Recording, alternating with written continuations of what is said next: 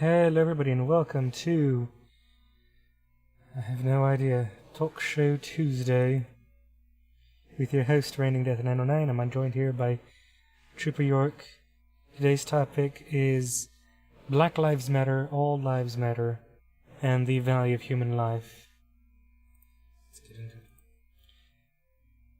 it. Okay, I'm pretty much good. I just have to send out that tweet, and then I'll be ready to go. All right, I am good to go. I am live. I did my intro.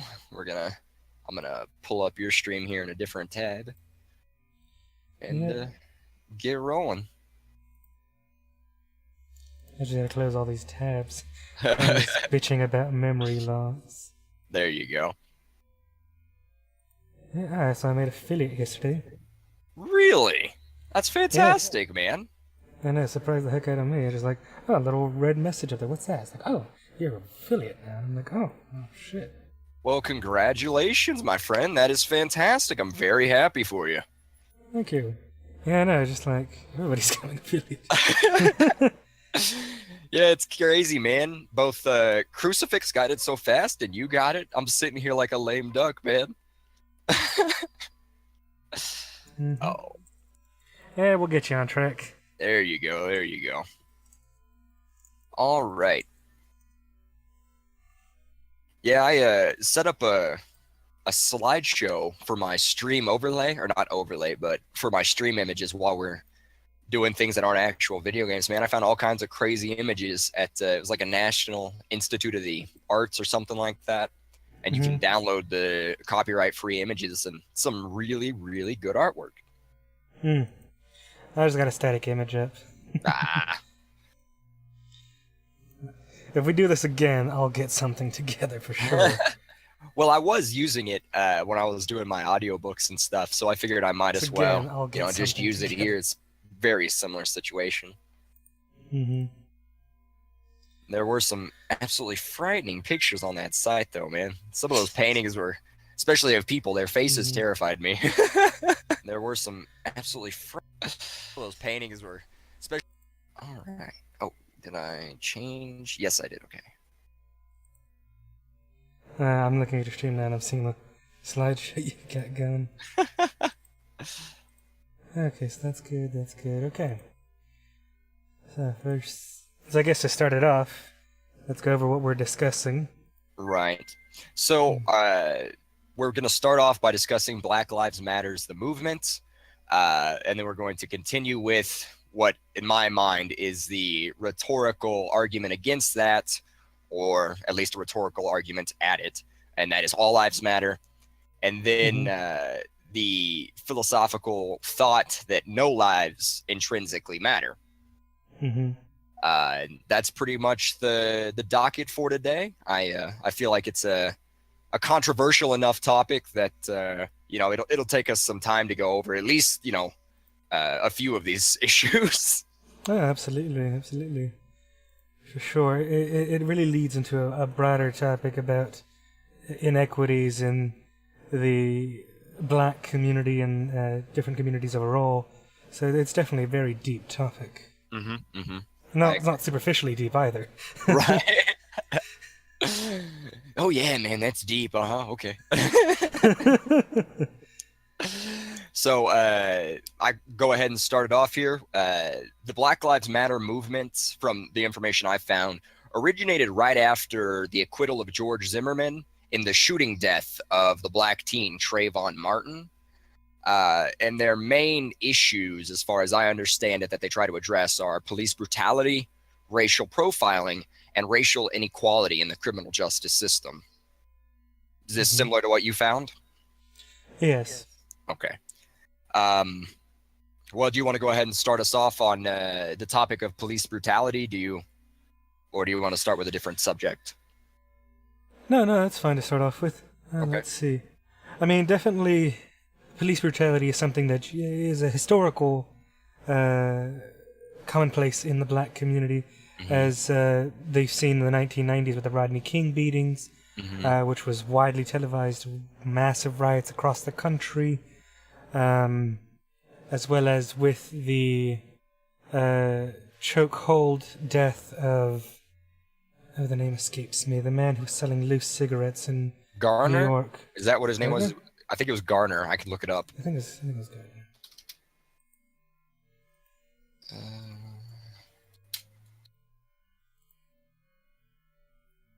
Eric Garner, that's who it was. Yes, sir. Yes. And I mean, that's, part of a continuing history of excessive use of force. Mm-hmm. I mean, let's see. I mean, the fact that police are actually more hesitant, from what I saw, looking at the statistics overall. Stories that get covered more prominently are stories of police violence against the black community. Mm-hmm. But police are actually quicker to shoot a white suspect than a black one because of the outrage that they are afraid of getting. Right. I mean, if you look at the statistics, which I rather a bit difficulty pulling up, if you look at the history of police shootings, Mm-hmm. You'll find that in the past year, about police-involved shootings are about 1,000 people killed. About 600 of those were white Americans, and then about the other, 300, 400, somewhat between there, are a number of black people. Mm-hmm. So based upon the statistics of the United States, white Americans are about 73%, and then black Americans take up anywhere between 15 to 20% of the population. Mm-hmm. So... Oh, I'm sorry, continue. So looking at the numbers that way as a percentage of population, based upon the breakdown of the shooting, I mean, black people are more likely by a percentage to get shot based upon the amount of the population they take up, versus white people. But white people get shot more than black people, but it's just not covered as much. Right. That's interesting, because I found a study that was released by Yale, and within that study, and this is a quote from that study, I can give you, the information for it afterwards, but it says blacks and Hispanics are more than 50% more likely to have an interaction with police, which involves any use of force. And that data was taken from a New York City stop and frisk program, and it refers to non-lethal force. So they were 50% more likely to have a use of force, a non-lethal use of force against them in that situation. But they also had some data in that same article from Houston, where the incidents of officer-involved shootings, where lethal force may have been justified, they found that in the raw data, blacks were 23.8% less likely to be shot at by police, and Hispanics were 8.5% less likely to be shot at by police than whites were, respectively. Now, of course, that percentage could be subject to bias, because the city of Houston is sending that information in, the shooting. So they could say, well, we do good, so here's our information, but some other city may say, no, we don't do well, so don't send it to them. Sorry. Oh, it's okay. But the evidence from that data does suggest that there is no statistically significant racial bias in regards to police shootings, mostly non-lethal force incidents. Yes, and that definitely comes into play with New York's stop and frisk program. Absolutely. Where they normally patrol the more economically downtrodden areas like Harlem, historically black areas and such, where they have the power to randomly stop people without any real suspicion whatsoever, but just that, well, right, they're over here and, we're doing our job to stop them and check them without any real evidence. Right. And I mean, I'm not sure exactly what the law is in New York. I mean, generally here in Texas, a police officer can stop you, but I mean, if you're not under arrest for something, they generally can't hold you. Yes, that's true. And they can't search you without a warrant. That's protected under the Fourth Amendment for unreasonable search and seizure. Right. So. Right. And so, yes, that is definitely protected. I know in their program, they just stop you and they basically search them down for weapons. and drugs, and And that's it, drugs. you know, and it's go ever at will, you know. But Mm-hmm. you know, that also brings into mind racial profiling, because it brings to question, you know, who are these guys stopping and searching? While I wasn't able to find any data on who they were stopping and searching, I did find a really interesting article released by Stanford. They analyzed data from 4.5 million traffic stops in over 100 North Carolina cities, and they found that the police in that state were more likely to search Black and Hispanic drivers with a lower threshold of suspicion than they were with Asian or white drivers. So they were stopping them Mm-hmm. more frequently, and it took less to get them to stop them. It was quite interesting. Mm-hmm. I mean, and that definitely comes into perhaps unconscious racial discrimination and bias.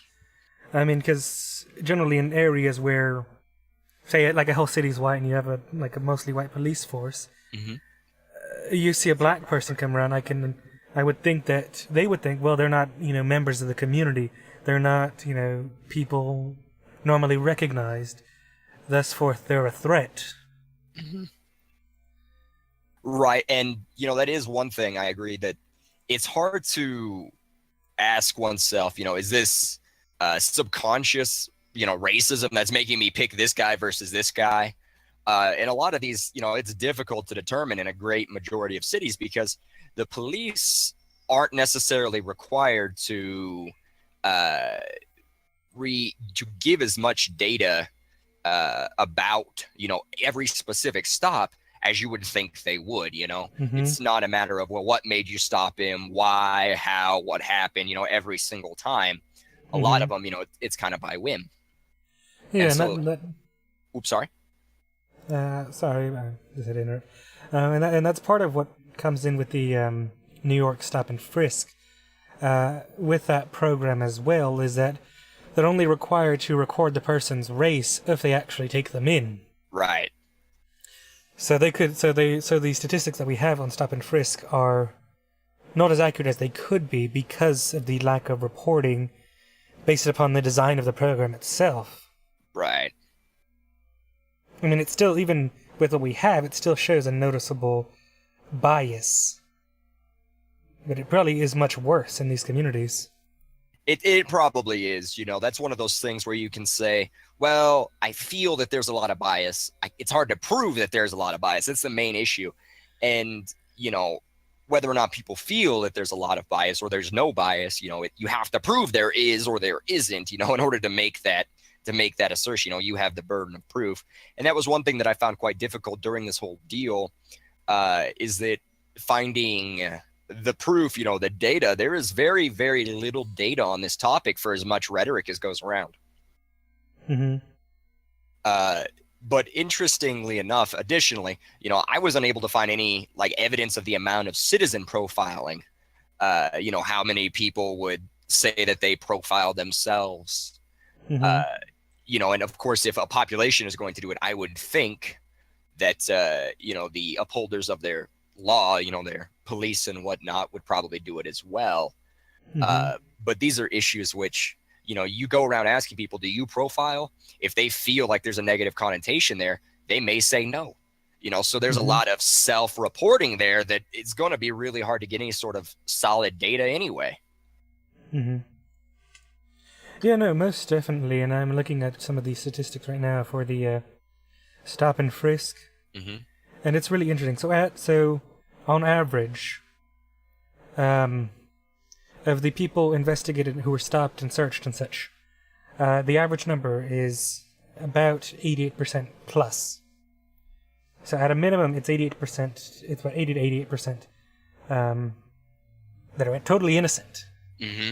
So for a program that's stopping at its peak nearly 700,000 people in a year, 88% of those people were completely innocent. I mean, what kind of government program would we allow to run that only has a 12% success rate? That you have to stop 500,000 people plus. Right. And only has, 10% success rate. I think. I'm sorry. Sorry. And looking at the statistics further, on average, about 50 to 55% of the people stopped were black. Another 30 to 35% were Latino, about 10% were white, and then of those stopped, half of them were between 14 and 24. So that raises the question, because, there is... So how do I put this? It's kind of like fishing, If you get fish in the same spot, you're always going to go back to the same spot. So it makes me wonder, is there a higher rate of crime being committed by individuals of those demographics within that age group, those races, that's leading the cops to search them more?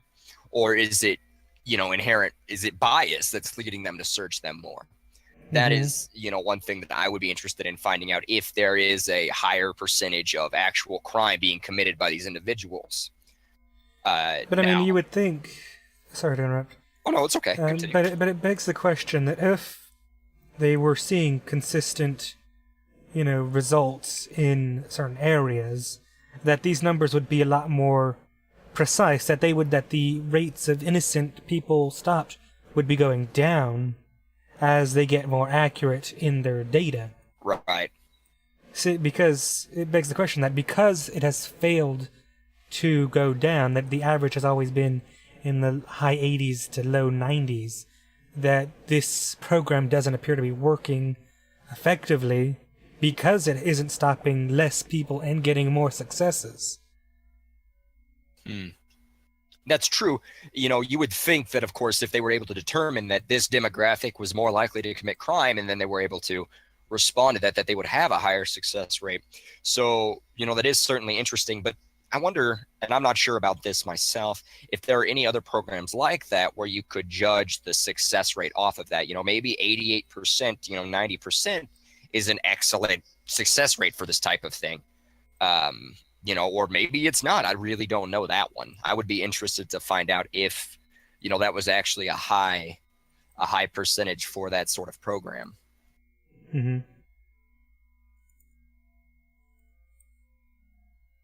me see here. But to continue on, let me see. So profiling in that situation, if that is what's actually going on, is that they are profiling, those demographics, which it's, again, difficult to actually determine if that's what they're doing. Because you have to also ask the question, in what neighborhoods are they searching? And are those predominantly Black and Hispanic neighborhoods? Or, why did they choose those neighborhoods? Who's living there? Those might also, have an impact upon that. But there is... there was a couple things that I made myself as I was going through this on the subject of profiling, and what is it? When is it okay? When is it not okay? Those types of things. Before I make my statement, where do you weigh in on that? I'm sorry, could you repeat that?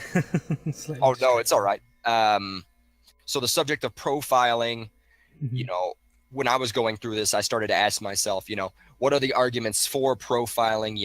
Is it effective because, the FBI sets up profiles for criminals, things of that nature? Logically, it seems like it could work. But at the same time, there are arguments against it. And I was interested as to where you personally were, weighed in on the topic of, is it right? Is it wrong to profile individuals in a crime situation? As to who you're going to stop, why you're going to stop them, that sort of thing. It definitely is an interesting point.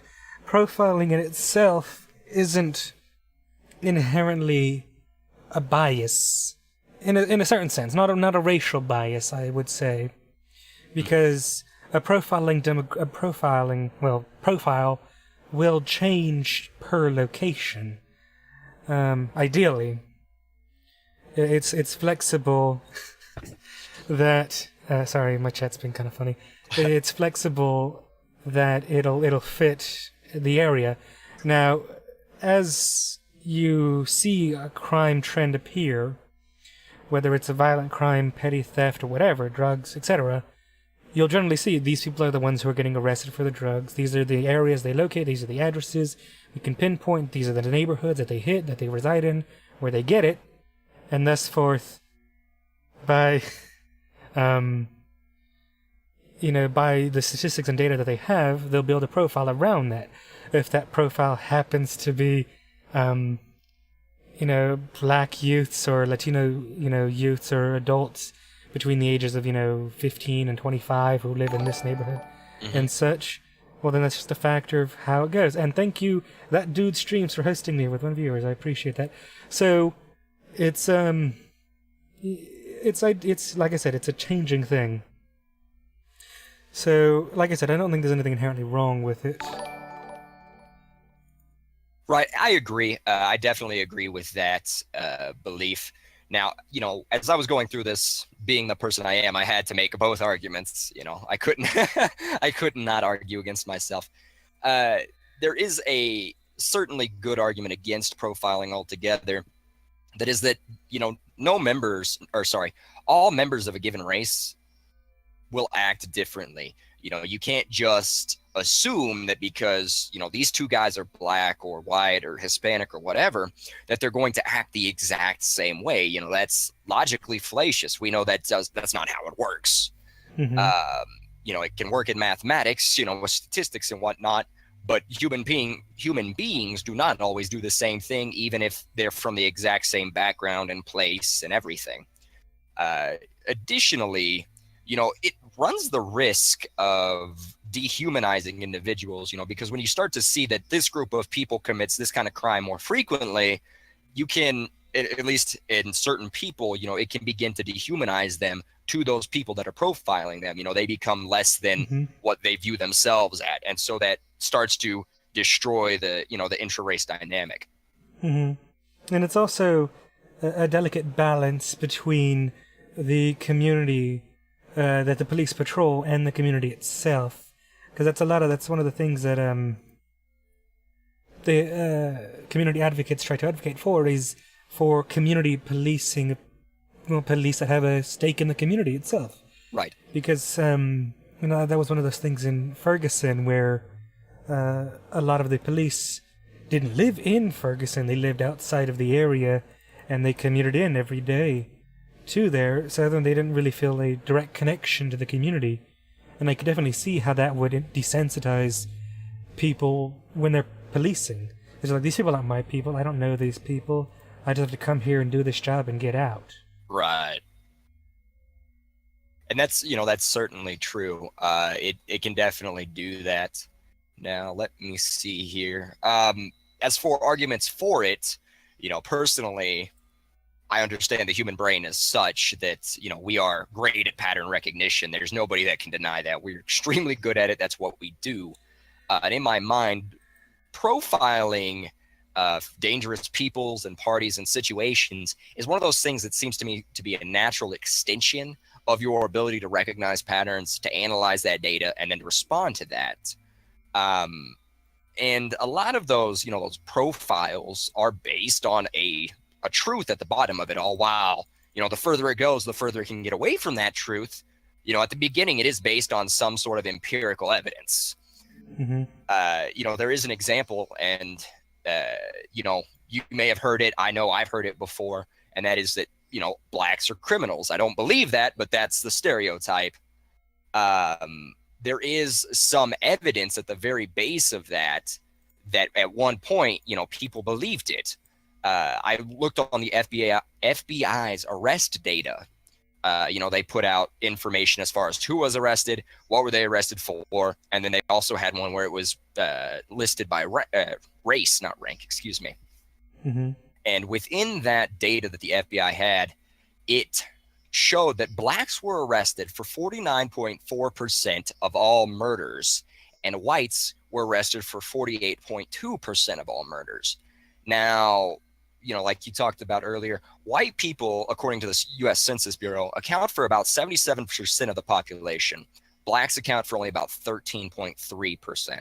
So you have almost 50% of all arrests for murder charges being, coming from a population that's only 13.3% of the entire population. That's a really high concentration, at least in my mind, right? Like that. Mm-hmm. That's an extremely high percentage from that people group. Additionally, as far as robbery is concerned, and these were the two, that one of the major ones. Whites Yes. accounted for 43.4% of those robberies. Blacks accounted for about 55%.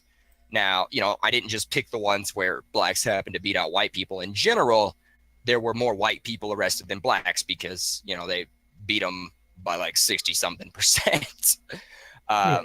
In drug abuse arrests, whites totaled like 67% and blacks only totaled 31%. But it interests me that in those two regards, that small percentage of the population was being arrested for, that high of a percentage. But that also begs the question, were those arrests influenced themselves by profiling? Because as we both know, an arrest isn't a conviction. And so they could say, well, you know what, you're black, you just happen to be here, I'm going to arrest you for it. Or, were they actually based on evidence? That is one thing that, I was unable to answer. Yes.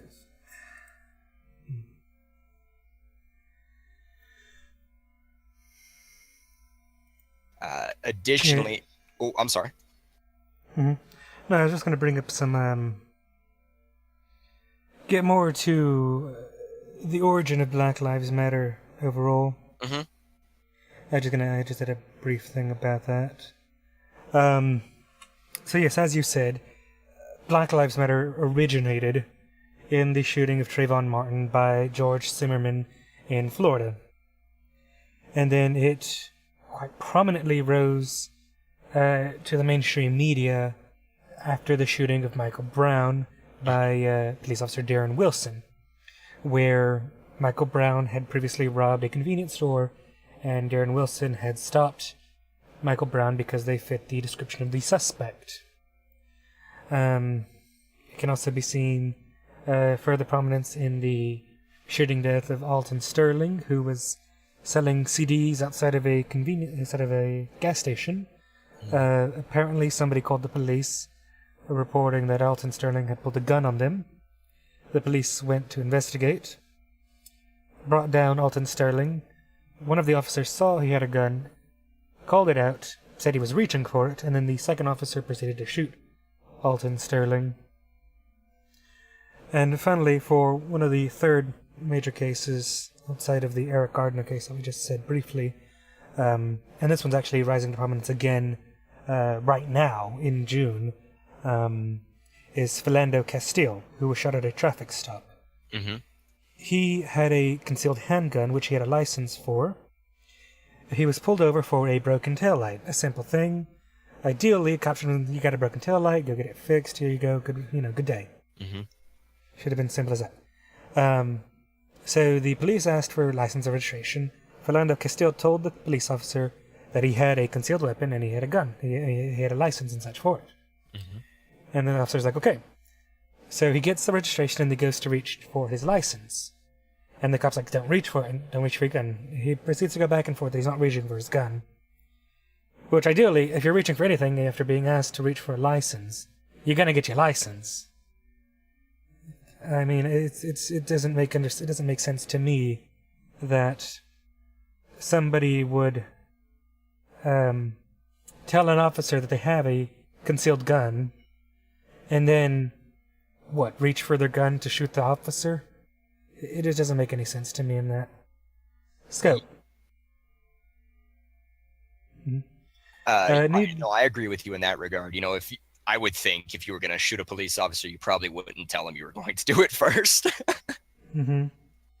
Needless to say, the officer then proceeded to unload 7 rounds into him from point-blank range with a child in the back seat and his girlfriend in the passenger seat. So the cop, was endangering innocent lives right there. And then and they actually released the video of Philando Castile shooting, and it was actually really interesting because you could see the cop, once he heard there was a gun, he got really twitchy. There was another cop on the other side of the vehicle, and he was just casually standing there like there wasn't really much of an issue going on. And then they got into the back and forth, and then whenever that officer started shooting, because you can see in the video, right when he said he had a concealed gun, the officer immediately put his hand on his firearm. The other one didn't. The other one was just standing there. And then right after the shooting, while it was happening, the other cop like jumped away. Like he totally didn't see it coming. Was completely unexpected, which I could understand that it was.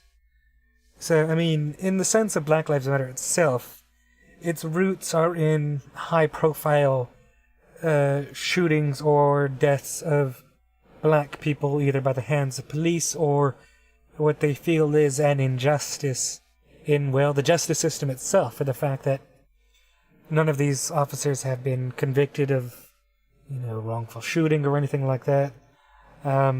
It leads to a broader understanding where I could understand their origin and the message they're attempting to put out. But I think that message has warped from the beginning. I don't know what are your thoughts on that? No, I agree on the origins of, Black Lives Matter. That's certainly how it's gone about. They certainly have risen to prominence, like you said, especially after the shooting of Michael Brown down in Ferguson. That was when they first popped up to me. I'd never heard of them before that. But ever since that point, they've been very big. And every time, there's a black person shot or, anybody shot, that, they do their thing. They protest it. Now, in regards to each separate case, of course, is separate. But there is something that pops into my mind. It does make me wonder if the justice system is biased towards cops being, the arm of the justice system with the people. During my research into inequality within the criminal justice system, I had a couple questions that unfortunately I wasn't able to answer. Are black people handed heavier sentences than the white people? Are they convicted on less evidence or, than white people are? Really, the only data I did find in that regard, as far as the justice system was concerned, is that as far as, the inmate population, which we both know is quite large in America at this point, white people account for 39% of the incarcerated population, blacks for 40%, and Hispanics for 19%. So it does beg the question, like we went back to earlier, are there more black people being targeted in these seizures, these stops, these arrests because they're committing more crime? Or is there, a racist aspect to it where they're getting pegged for crimes they didn't commit or being sentenced heavier or what have you? So that's certainly an issue. Yes, and that's definitely looking at, the crime itself. Because I was looking at this, and black people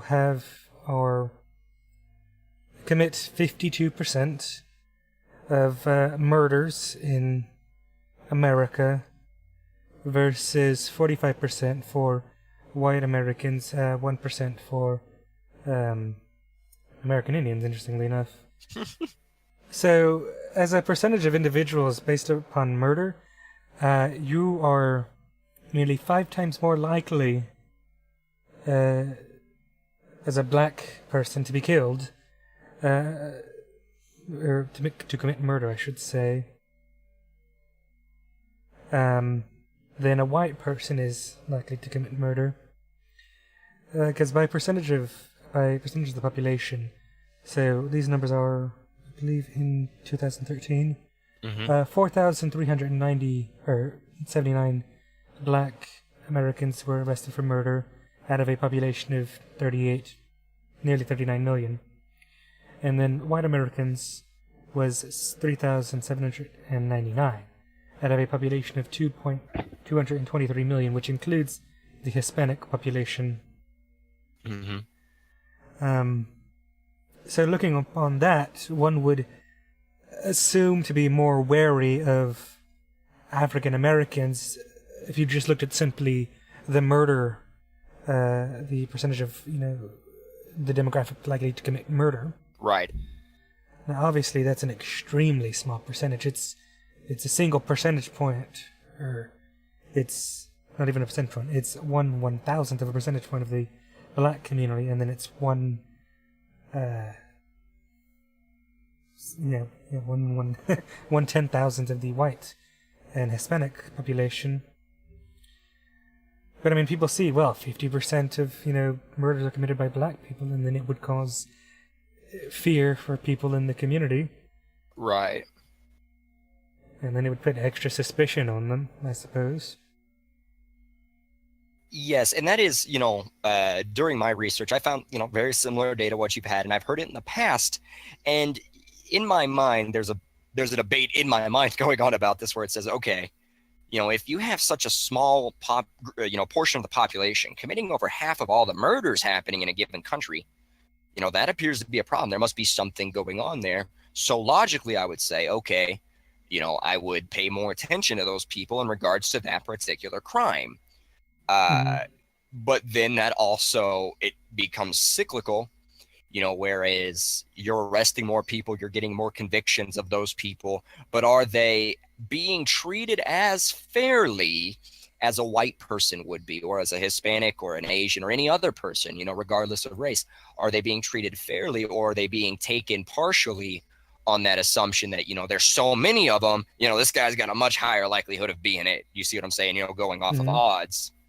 And that one is, of course, again, much harder to determine, but there is certainly some base evidence there supporting at least a portion of profiling in regards to at least that particular crime. On the topic of profiling, I have a rather interesting little blurb here. So it says, from a 2016 paper by Roland J. Fryer Jr., found that there was no racial differences in lethal use of police force, but that blacks and Hispanics are significantly more likely to experience non-lethal use of force. Right, yep. And then it also said that the one thing I found that was so surprising was the severe concentration of violence. And this is a different author, said in 2012. It said the researchers had isolated one particularly tight social cluster that was in danger of deadly violence. It said 4% of the people in that network accounted for almost 41% of the homicides in the neighborhood. They tended to be men, they almost all had previous arrest records, and they tended to live about 350 feet from another homicide victim. And they tended to only be a couple of degrees removed socially from one another. So, based upon that particular context, it's an extremely small percentage of people, and you can profile from there. It's most likely to be men. They're likely to have previous arrest records, and you can probably narrow it down to a particular neighborhood based upon the fact that they tend to live within, a couple 100 feet of another homicide victim, and that they're only slightly removed from one another socially. Sometimes they run in similar, or at least partially connected groups. So based upon this, it does lead to a criminal profile, and one that I would say, based upon this quote alone, and not saying any other further evidence, would be a solid one to build upon, for sure. And I don't think that's particularly racist. It's just a matter of fact, based upon studying where these people are and who they have in contact, and the crimes they commit and previous crimes committed. Right. No, most certainly, I agree with you. And there is, when you find data like that, I have not seen that second article. That first one, by Fryer, is the one where I found some of my data. But it's interesting, when they're that close together, it begs the question of, is there an issue wrong in that community that can be addressed so as we do not continue to have such a high incidence of murder, or any crime truly, in those communities? Is there a way that we can determine the cause of that and then, counteract it? But those type of things do lead to legitimate instances where profiling is supported by evidence. It makes sense, that they should use it, but it always runs the risk of boiling over, into other aspects of life, which I don't feel there's as big of an issue in a bias as far as arrests are concerned. because, as we both know, an arrest isn't a conviction. They can only hold you for so long. Mm-hmm. But it still begs the question, are those people who are getting arrested for those things, are they treated with a lower threshold of reasonable doubt, if we'd like to call it that, than someone would be who was not, of that age or race or particular locale, demographic. Mm-hmm. Yes, but it's certainly a difficult topic in that regard. But there is something there to be said about using profiling. But again, if you take that away from yourself, not away from yourself, but away from the criminal application, it becomes far worse as far as the ability for society to work as a whole. Mm-hmm. It definitely brings the discussion of responsible profiling into question, because if a profile leads to a certain person, mm-hmm. and that person happens to be black or Hispanic or white, it doesn't necessarily mean racism. It just means that those particular people happen to fit a certain, profile based upon crimes committed and statistics shown. But it's when you use that profile to then profile everybody in that group. If you know that your target is, young man between, between 16 and, 23, and they're likely to be, this feet tall or whatever, or generally in this area. But then you proceed to stop everybody, old men, children, women, etc., or people, that just don't fit your profile, but because they fit the skin tone, or they happen to live in the neighborhood, then it becomes an issue at that point. Mm-hmm. Is you let your profile get away from you. Right. No, I most certainly agree with that. I feel, most definitely the first instance is supported by what we know, as far as statistics is concerned, and it is mathematically, solid.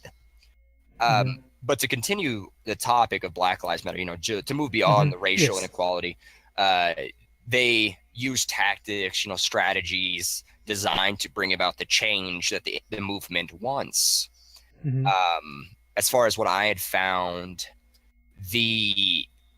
actually, for a moment, I'm going to discuss a lot of what they do, their tactics, and then, whether or not it's effective, we could argue about that.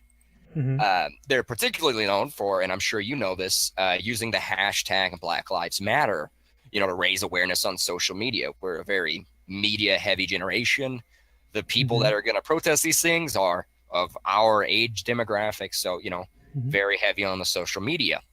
They've also been known to use what's deemed a direct action tactic, blocking traffic, protesting, Mm-hmm. die-ins, where they lay down. Mm-hmm. And that is, a technique that they use to try to bring their grievances to the forefront of the public eye. Mm-hmm. But as to whether or not they've been effective, their tactics aren't that crazy. They're not going out and firebombing anybody. I can't argue about their tactics, other than it's probably Mm-hmm. inconvenient to the guys who want to get down the road. Mm-hmm. But as far as I have seen, they have achieved no noticeable change in policy. Mm-hmm. As anywhere, no national policy, no state policy. Now, Mm-hmm. certain police precincts have started using body cams and things of that nature because they're afraid of getting sued and all that, like with the Mm-hmm. Philando Castile case, that city had to pay, what was it, $3 million in a loss settlement? They're probably afraid of that, so they're dealing with it that way. But on the national stage, the state stage, they have not brought about any sort of change in policy. It's still the same, and they've been doing this for 3 years. Mm-hmm. Yeah, and it's definitely, begs the question, what is their goal? Mm-hmm. Because protest don't really do much. Sure, protest, like Dr. King said, riots are the what's the quote? It's like the voice of the unheard, Mm-hmm. making itself heard. The angry, people who are feeling downtrodden but aren't getting heard by people. So they riot, they make a fuss, they put it out there. And with all these protests, I honestly don't think it really does much. Yes, it does put it into the prominence, it puts it into the media, and it gets it out there, but without effective change, it's essentially worthless. Right.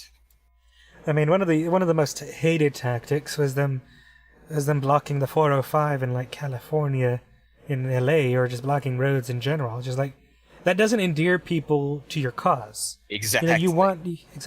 You want people on your side. You want them to march with you. You want them to talk about what you're talking about. You want them to give, money to organizations so that you can do what needs to be done.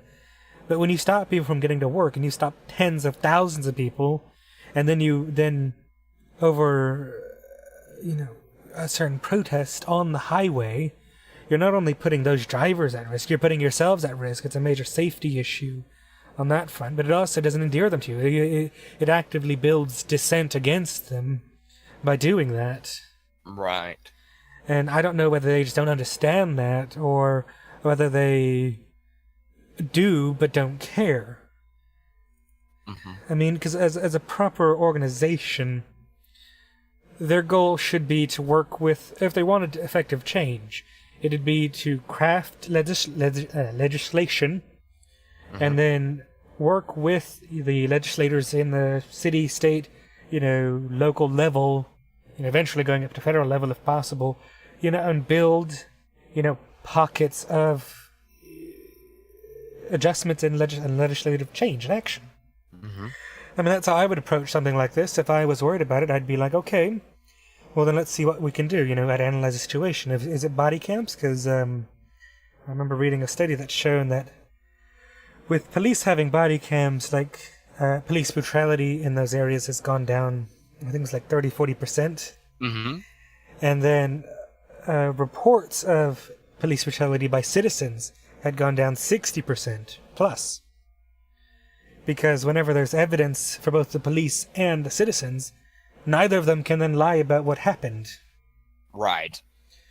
And I mean, based upon that, I'd be like, okay, let's get body cams out there. And then I know the federal government has certain grants and programs police departments can use to get body cams. So then I'd be working with, my local police department and, try and get with, federal grant writers or work with them directly to try and get, the money flowing. Mm-hmm. Or, talk to the mayor or the city council and try and get them to approve special funds and budgets for that kind of thing. Because it has to start somewhere, and you can't just go out there and demand, we want this long list of demands. It has to be a gradual thing overall. Now, can there be sudden change? Absolutely. But for there to have been sudden change, something dramatically massive would have to have occurred. Mm-hmm. And so far, I don't really think something dramatically massive has occurred to prompt that such quick, sharp change. Mm-hmm. No, most definitely. Obviously we have these incidences of, Mr. Garner, Mr. Brown, Mr. Castile, all these various people who were shot by cops. I remember, there was one when I lived in Iowa, and everybody was going crazy about it up in Chicago. There was a young man with a knife. The cop shot him like 22 times. I mean, he lit this guy up. And you see all these instances of police shooting black people, but again, it apparently hasn't been enough of a catalyst to actually get anything done. But, we were talking about the body cams. What can we really do? We can enact legislation says, okay, don't shoot black people, but logically, what can we do? These body cams, they may work. They may keep everybody honest, but that also, brings the question of cost. If the federal government does something about it, the federal government has to cover that cost. That's our taxpayer money, and we're already in debt. If the state covers it, that's our state tax money, and most states are already in debt. So it's a very hard problem to deal with. Not to mention a very expensive problem to deal with if we go with, body cams and things of that nature. Hmm. Um, Well, I oh, mean, in my opinion, sorry to interrupt. mhm. I mean, No, in my opinion, I would rather they spend the money. I mean, if the studies show that, police brutality goes down and, citizens accusing police of it goes down, and the fact that they are, more knowledgeable, hmm that they are being, watched and recorded, and, if that tempers their action so that one citizen, lives an extra day and instead of being killed just gets, pepper sprayed or even tased or whatever, if that promotes that action or that hesitation of thought, hmm then it's something I'm for personally. I mean, I remember the story. It actually is relatively recently of an officer who got called in about a domestic violence going on in a home, hmm and he had like military training, and so he got called in. He saw the situation, and he saw the man had a gun, or it was either a gun or a knife, and he was attempting to essentially do suicide by cop. hmm He was pointing it at the officer and telling him to shoot him, and the officer was attempting to talk him down. hmm And the officer, was spending the time, taking the time to talk him down, and he felt that he got him, pretty much chilled out. hmm And then another officer came onto the scene, saw that the person had a gun. The person then saw, hey, a new officer on the scene, somebody I don't have a rapport with. They pointed it at them. That officer then proceeded to unload, half a clip at them or whatever, and that person was dead. And part of the when it comes to police brutality and keeping police honest or tempering them hmm comes the talk of God dang it, I just had it on the top of my head. De-escalating the situation. That's something a lot of police nowadays aren't really trained in. They'll spend, dozens of hours training in, weapon handling and such. But under current law, they only are required to have less than like 4 hours in a given year of de-escalation training. hmm And I mean, I think, looking at it and allowing the cops, the time to actually register, what the situation is and get a handle on it versus immediately going for a gun and then shooting somebody. It's something that isn't really talked about, I feel. Right. I definitely agree with you there. That is a very possible way that we could have fewer incidences of police brutality. In those situations where these people are distraught or they're doing what have you, if they were able to talk them down or to handle it into a non-lethal way, whether it's pepper spray or, what do they use? The bean bags, where they Hmm. pelt them with the bean bags, they knock them down, whatever, they need to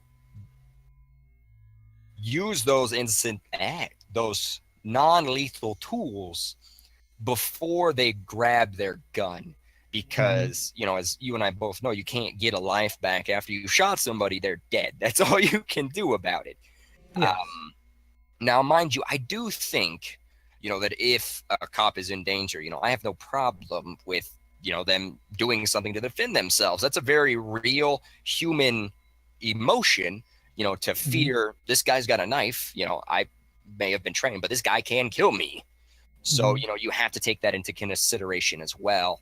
Um, Hmm. because like that one incident in Chicago, that boy did have a knife. Mind you, he was like 20 feet away. Which one was that? There was an The one incident you. in Chicago. I don't remember the name of the young man, but he was probably 10 feet away and the cop shot him like 17 times, but he had a knife in his Hmm. hand. Now, Hmm. everybody would say, well, that's excessive. Mind you, you can clear 10 feet with a knife in an extremely short period of time. Hmm. Um, so there is something there. There is real danger, Hmm. but the cops certainly need to be trained to distinguish between the incidents where they can use non-lethal force and then the incidences where they must use lethal force, because as we Hmm. both know, there's going to be a time where you have to use lethal force. There's nothing else you can do about it. Yes. And that's just one of the risks they run. I wouldn't ask them to die just because I didn't want somebody to get shot. Yes. Reese's Plays, thank you for following me. I appreciate that. Hope you're watching. We have an interesting discussion going on about Black Lives Matter, All Lives Matter, and the value of humanity itself. Well, that's oh, I'm sorry to cut you off. No. I was apologizing for my interruption, but I wanted to appreciate my followers. Oh, yes, no problem. But yeah, in conclusion, I mean, really the only data I found to support the fact that, there is racial bias in the justice system, in police brutality and stops, was that North Carolina study done by Stanford, where they found that, the blacks, the Hispanics were more likely to be stopped. That one we discussed earlier, where there was a 50% higher chance for non-lethal uses of force to be used against blacks and Hispanics in New York. But there was no data to support the assertion that minorities are shot more frequently than whites. And again, the Black Lives Matter really hasn't been extremely effective at getting anything done regarding this issue. However, I can say, we're talking about it, so that's something. Mm-hmm. And I mean, that's the thing. The conversation is happening, but I don't think the conversation is happening in the way they want. Right. I mean, looking at, their goals, their demands, and such, it's simply not effective, I should say. Because, we talked about it briefly, is about how you can improve the community, Mm-hmm. Because ultimately a lot of crime itself comes from poverty. Mm-hmm. When you don't have anything, you don't have any money, you don't have food, and there's a gang over there and they have money and nice cars and fancy jewelry and whatever, and they're eating high on the hog. Well, what are you going to do? Right. You're going to join a gang. If that's what it takes to get, money so you can eat, so you can live. I mean, you're going to do what you're going to do. It may not be the best decision, but that may be the only one you have in your area. Mm-hmm. And ultimately, it comes down to education. Because I was really looking at it, and there's an interesting study by the Brookings Institute about the Hamilton Project. Mm-hmm. And it finds that, this is one of those really interesting ones. So it's the return of investment in education has versus nothing. Mm-hmm. So, with an associate's degree, percentage of return you'll get is 20% on average. Okay. And then with a professional degree, I assume that's master's or PhD, that's about 15%. Bachelor's about 15%. Even having some college, it gets you about a 10% return on investment. It's better than stocks, better than gold, better than treasury bonds. So, and that shows you, even some college. You go to college for a year, you still have a better chance than somebody with no college education. Let me look, because it was really interesting, this whole study.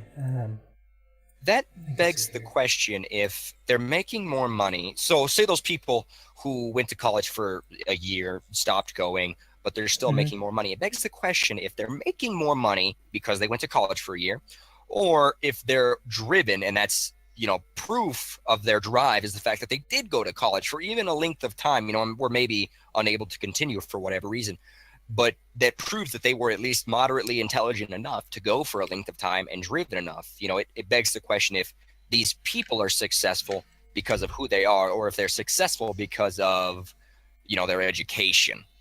Mm-hmm.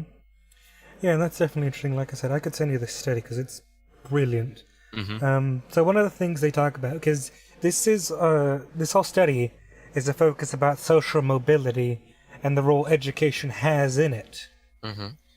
So, they break up America into, 5 quintiles. The highest quintile obviously makes the highest amount of money. I think it's over $250,000 a year kind of thing. Mm-hmm. So in the lowest quintile, you're making less than, I think, $15,000, it said. Without a college degree, the likelihood that you will stay in that quintile is 45%. Wow. With a college degree, it goes down to 15%. the average, the average general bar is about 20% with or without education. So there is a sharp and measurable difference that an education will get you. Because they find that, because it's possible to move up and down within the economic ladder, but the odds of you moving down only increase without an education. Mm-hmm. So they said, if a parent is making less than $15,000, the percentage of the child adult income to make less than $30,000 is about 44%. Mm-hmm. If the parents are making between $23,000 and $30,000, the odds of a child making less than $30,000 is 12%. The odds of them making more than $80,000 is 20%. And if your parent makes more than $40,000, just $40,000, Mm-hmm. the odds of you making less than $30,000 as an adult is 8%. The odds of you making more than $81,000, 40%. Oh my goodness. So if your family makes just, greater than $40,000, your odds of making exponentially greater is insanely high. There are extreme start points on both sides, from extreme poverty to not even extreme wealth, just moderate wealth. You're not even middle class at making $40,000 a year. Right. But it's the fact that those, exist, that those numbers exist and those can be proven, shows, the great potential of an education. Yes. And I don't think that's something that's promoted as highly in these different areas. Mm-hmm. Because, and like I said, it doesn't cost much for a school to invest in getting them to remain in school. Mm-hmm. Because it says here, to promote social mobility, enabling low and middle income students to pay for college, federal grants is one of the most important goals that policymakers can pursue. Mm-hmm. For the past several decades, the main tools have been Pell Grants, Stafford loans, and merit-based aid, such as the state of Georgia's Hope Scholarship. Mm-hmm. It says the effect of $1,000 of college aid is an increase of 3 to 6% percentage points in college enrollment. This figure translates to a total cost of between $20,000 to $30,000 to send an additional one student to college through these aid programs. To put that into context, the average difference in earnings between a college graduate and a high school graduate is almost $30,000. So these programs benefit net on getting people, high enough paying jobs on average per year. Mm-hmm. And the cost of promoting people to get into them is actually extremely low. It says one study here finds that simplifying and assisting low-income students in the financial aid application process increases enrollment by 8 percentage points and costs less than $100 per student. And that, I know, it's extremely low, and that's nearly 10% additional enrollment by just simplifying the process for $100 a student. When the college itself will be making, thousands back, and when that student will be making tens of thousands to hundreds of thousands over their lifetime more. So, I mean, based upon that, how, it doesn't take much to promote a person to go to college, to better themselves. But I think it may be a problem in these communities that they're not investing in these people. Right. In these communities. Because if you look at, the education factor, money makes a difference in the quality of education. I mean, I can see that here working in a school district and seeing, how, certain schools invest their money and the outcomes it makes. Mm-hmm. I mean, for years, when I attended school here, the books we had were about a decade plus old. Mm-hmm. And I mean, that's changed, thankfully, now. But I mean, it just shows, money makes a difference, and investing in people, to promote them to go to college. Because I mean, you can go to a trade school, you can go to a community college, a 2-year college, get a degree and do something great. I mean, I know down here in Texas, especially in this area, because I'm by all the plants, the main program everybody and their fucking brother pushes is to be an operator for a plant. 2-year degree, you make nearly 6 figures straight off the bat. And I mean, and if that's something that, it's possible to promote people in the area to do, that'll rise, what's the old saying? Rising tide raises all boats. That's essentially what has to happen. And I've been taking up far much of this conversation. No, it's all right. No, I agree with you. As far as to get change to actually happen in these people's lives, in their neighborhoods, and to see that change, they have to rise above the situations they're currently in. And now it's easy for me to say, actually, it's not easy for me to say, because, okay, I'll say it. It's easy for me to say. Right. Education is the greatest investment you will ever make in yourself. I'm a philosophy major, and most people would be shocked to tell you, at this, or, at what I'm about to tell you. I actually have prospects after I graduate from a 4-year university as a philosophy major, which most people throw out the window as a useless degree, making more than people who have biology degrees, making more than people who have English degrees, making more than teachers, coming in at like $40,000 a year out of school with a quote unquote useless degree. These are that kind of money is unheard of for a person without a degree. In regards to the cost of school, I understand that it does cost a lot in taxpayer money for the federal government to give aid to students. But the thing is, I was reading earlier today, our generation is on the track to be the most well-educated generation in United States history, the highest percentage of people with degrees. We're also the highest to be in student loan debt. Well, there's probably a relation there. But it's more than worth it. I would always say it's more than worth it. But, even if you decide you don't want to go into debt, okay, I went to a trade school for a little while when I lived in Iowa. The federal government paid for that. There are ways that the government already has for you to better yourself. All you have to have is the drive and at least a tiny bit of ability. If you're smarter than Patrick Starr, and you have a desire to gain an education, you can gain an education and make something of yourself. And that is really the way I think that the only way I think we're going to see noticeable, lasting change in what I would consider race relations. Because as long as those crimes continue to happen, as long as people continue to see that happening, we're going to continue to have that profile in our minds, because the fact still remains. But if they gain it, if people begin to gain an education, they can get out of those neighborhoods, they can change their lives for the better, and they can actually, we can begin to change that profile. But to continue, oops, sorry. Yeah, sorry, just a brief interruption. I was looking at these interesting things. So it basically says here, over the past 3 years, individuals between the ages of 30 and 50 who graduated high school but did not attend college could expect to earn less than $30,000 a year. Basically, damn near poverty. Those who attained just a bachelor's degree, on average, earned just under $60,000. Those with an advanced degree earned over $80,000.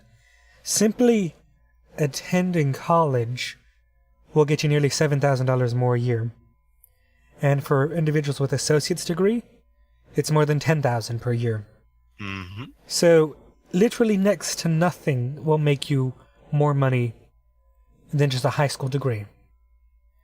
And I say that because I want to relate it back to my own town, because my own town had actually done a study, a very comprehensive study of the town, the population, the demographics, and the income levels of the citizens in my city.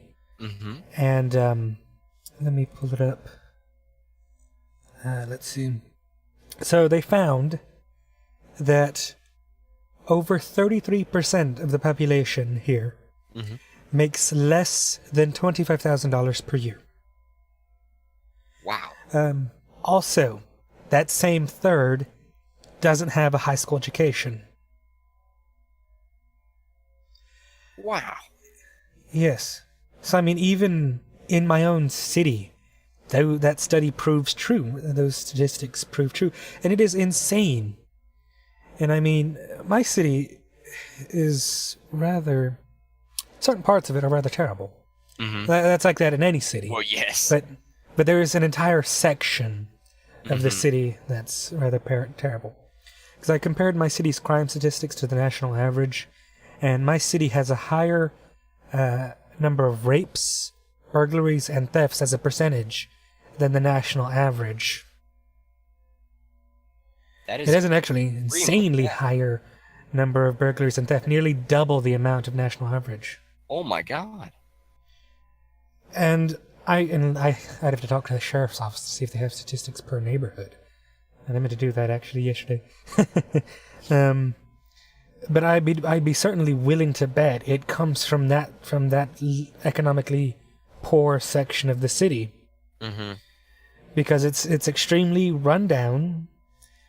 There is practically probably no social, city services of any good measure out there. Mhm. It's extremely high crime. It has one of the poorest performing schools in the district. It also has one of the poorest schools in the district.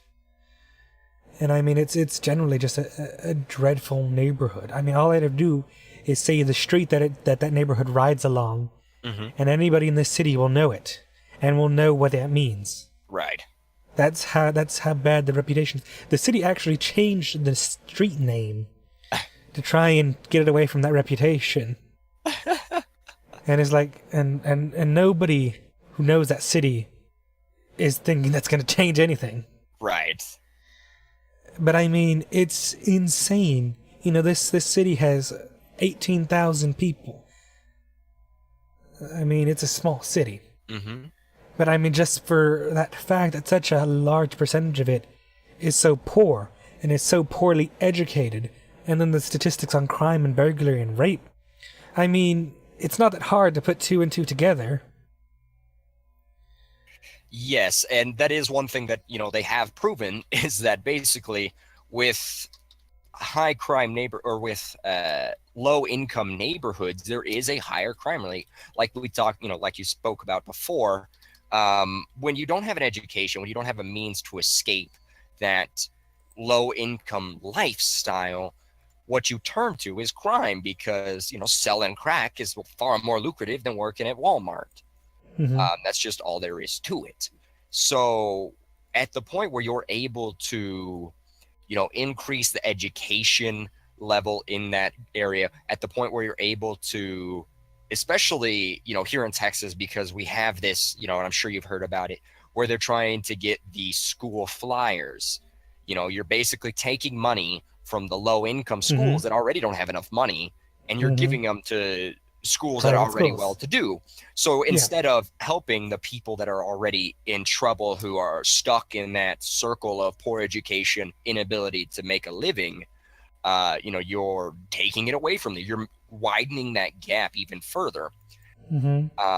And I would agree on your earlier point, that people with a high school degree nowadays, it's not enough to have a high school degree. I've heard this before. Oh, well, back in my day, I used to make this much money. Well, back in our parents' generation, or our grandparents, it took 1 week's worth of minimum wage to pay your average rent. Your average rent now is like $800, I think, is the national average. I'd have to look it back up. And that's like almost 3 weeks worth of pay on minimum wage. Oh my God! Wow, the average rent prices across the country are $1,200. That is crazy. So the nationwide median price is $7.69, and I found a Huffington Post article where it tells you how big of a location you can get in major cities. You can have 284 feet in San Francisco. Oh, For God. $800 a month, you can have 200 Is that feet a, all your own. that's like one room, and that's not even like a studio. That's like, yeah, you get that one bedroom. Do I get the kitchen? No. So, that guy down the hall gets the kitchen. That's his room. Oh, What do you yeah. get? What do you get in Houston? Oh, let me see. It looks like you have somebody asking if we take call-ins on your chat. Oh, sorry, Chad. I'm trying to look at the articles and discuss this. What's the call-in line? Oh, We don't really have one unless you want to get somebody in on the Discord. no. Temporarily. Yeah, no. Can we talk about Texas' new knife/sword length laws? I haven't even heard anything, and I don't mind going off topic for a second here if you don't mind. That's fine. I haven't even Could heard you- anything about new knife sword length laws. I know back in the day it used to be 5.5 inches was the maximum length you can have on your person at any given time. You can basically open carry swords. Let's see. Wow, that would be interesting. Although admittedly, so this is just my train of thought on the subject. I don't think open carrying a sword would be that big of a deal. I mean, it's not like it's hidden. And No. to be honest with you, I mean, I can run pretty fast. If a dude decided he wanted to stab me with a sword, I could probably outrun you. Mhm. Well, that's the thing. Like bouncers will say, because I remember a story recently came out about this. Bouncers say that if it's a knife run, if it's a gun fight, Right. because they can do a lot more damage in an enclosed, tight area with a knife than a gun, Right. theoretically. So it's a similar mentality, I would say.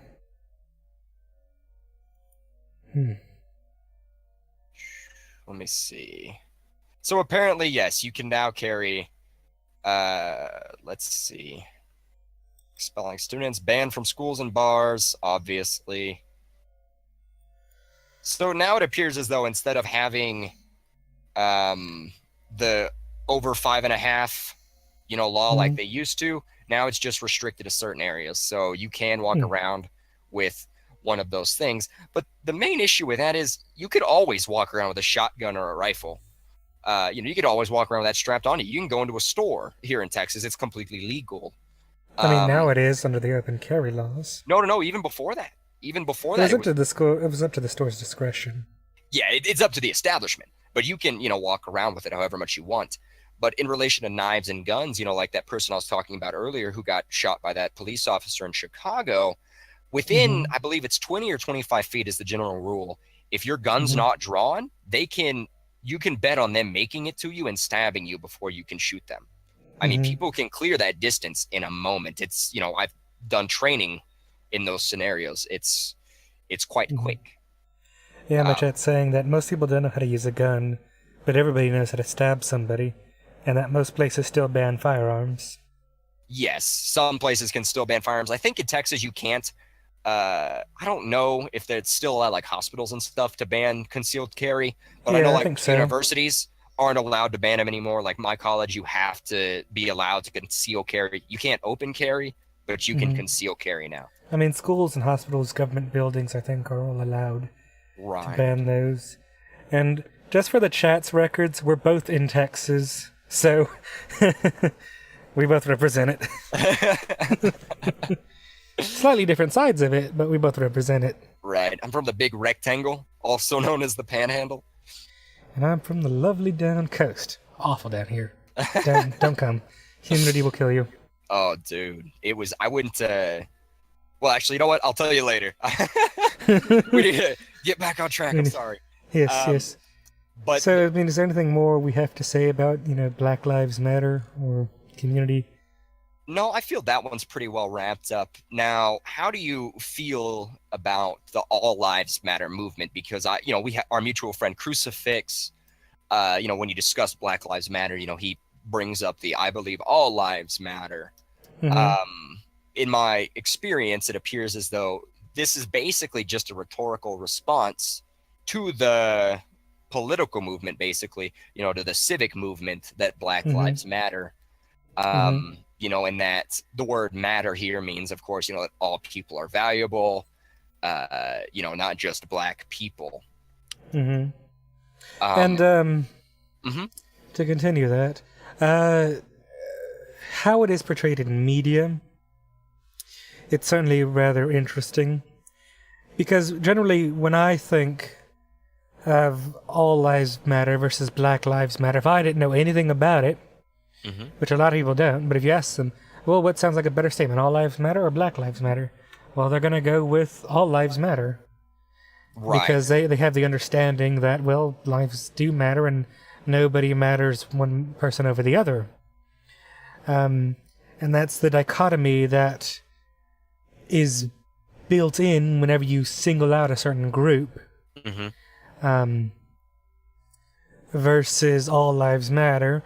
And I know All Lives Matter is used as the antithesis to Black Lives Matter, as to say that everybody's important, everybody has value, and that the policing overall should be, the policing, brutality talk and whatever, should be a bit more broader conversation. Mhm.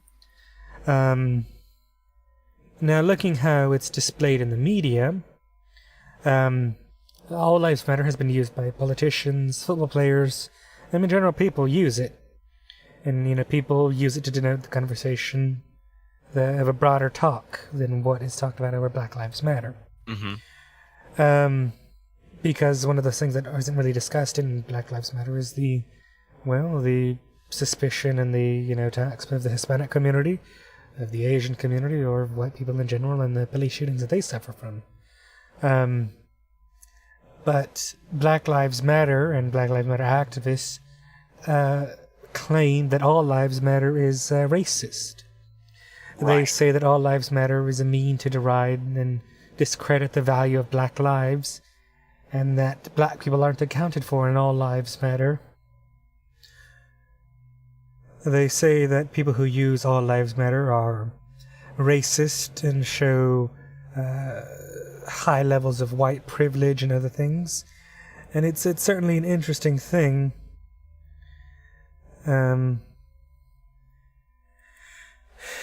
Now, with All Lives Matter, it's hard to say because it generally doesn't have that movement behind it like Black Lives Matter has. There are no demands, there are no goals. It is simply a retort to Black Lives Matter. So, as an argument itself, it is lacking, I would say. Yes. So, I agree with you. It is, in my mind, again, basically a rhetorical argument because it slightly misses what the Black Lives Matter movement is about, in my mind, in that, they're saying Black lives do matter, and, that's the name. But they're really arguing more against what they believe to be, like we talked about earlier, police brutality, racial profiling, injustice, or inequality in the justice system. But, with the All Lives Matter movement, it does, again, it's a rhetorical argument against that, but it does bring about an interesting question in my mind, which is why I also wanted to talk about, the idea, what actually makes a human life valuable is that, the All Lives Matter idea is based off, in my mind, every individual person values themselves, right? Like, there's nobody in all existence who's ever said, I don't matter to me. I matter to me. You matter to you. That's how it works. And then people can have a tendency to take that belief and then project it onto the society around them. Like, okay, I'm a human being. I matter to myself. So you're a human being. You must matter to yourself. Therefore, we all matter. In addition to that, there are a lot of religious organizations that actually hold that all lives do matter. The major ones, the Abrahamic faith, Christianity, Judaism, Islam, they hold that, all human life has intrinsic value because we're made in the image of God, he being the valuing entity, we have value. So it goes from we have a problem here with inequality with the Black Lives Matter movement to we don't really care, we all matter type mentality in my mind. That's kind of the transition that appears to be happening when somebody makes that rhetorical argument. And I mean, I think all lives matter could be an actual proper retort if all lives matter decided to become an actual political movement and actually develop ideas and a structure and such. That's the thing. I mean, in its current form, it's just a simple retort. There's no substance behind it. But there could be. It could actually be an influential thing to have an actual broader conversation about everything in general, and lead to poignant ideas and discussions. In my opinion, like my chat saying, like my chat says that everybody does not have value, that there are total societal leeches, and that why a woman with 6 kids matters more than a doctor, for instance. Right. And I mean, we'll discuss that. But I mean, as a value of humanity itself, it begs the question, moral. It also brings in a moral argument. Does a murderer matter more than a child does? Does a rapist matter more than Joe Blow down the street or whatever? And as a societal value, I would say no. I would say generally most people wouldn't consider a rapist or a murderer or somebody of that caliber to have value to society overall, versus even just a simple child or a baby that hasn't done nothing yet. Right. No, and that's definitely true. When we discuss these things, because we're moving from a political, topic to a more philosophical discussion, the obvious utilitarian answer would be, of course, nobody's life is equal. On a base level, we are unequal. You're not the same. That's how it works. But there is something to be said about equality in the eyes of the law. And I do think, Black Lives Matter, all lives matter.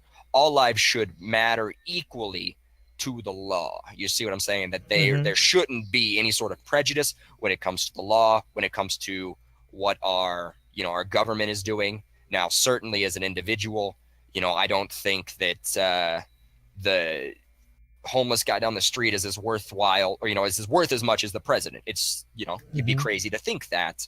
Well, I shouldn't say that, but I don't think it. I think it's utilitarian. I mean, a societal value. No, it's not a wrong statement. It's not nice, but it's not wrong. Right. I mean, facts are what they are. If somebody is doing nothing, and is just leeching off of the societal teat in a sense, just not really giving anything back to the community or to society overall, then their value is reduced in that particular sense. They have value as a human, but their value and their potential value and such to society is greatly diminished. Is that wrong to say? I don't think so. If you're not contributing to society and if you're not actively producing it, and there are some people who can't do anything. There's some people who are totally disabled and can't move a limb and just have the ability to do nothing. And that leads into the question of life itself. Do you add a dollar amount to a person, and once they reach that dollar amount, do you stop? Right. Because I was just watching a news story about a young kid. He's about 17 who had cerebral palsy, so he could do absolutely nothing.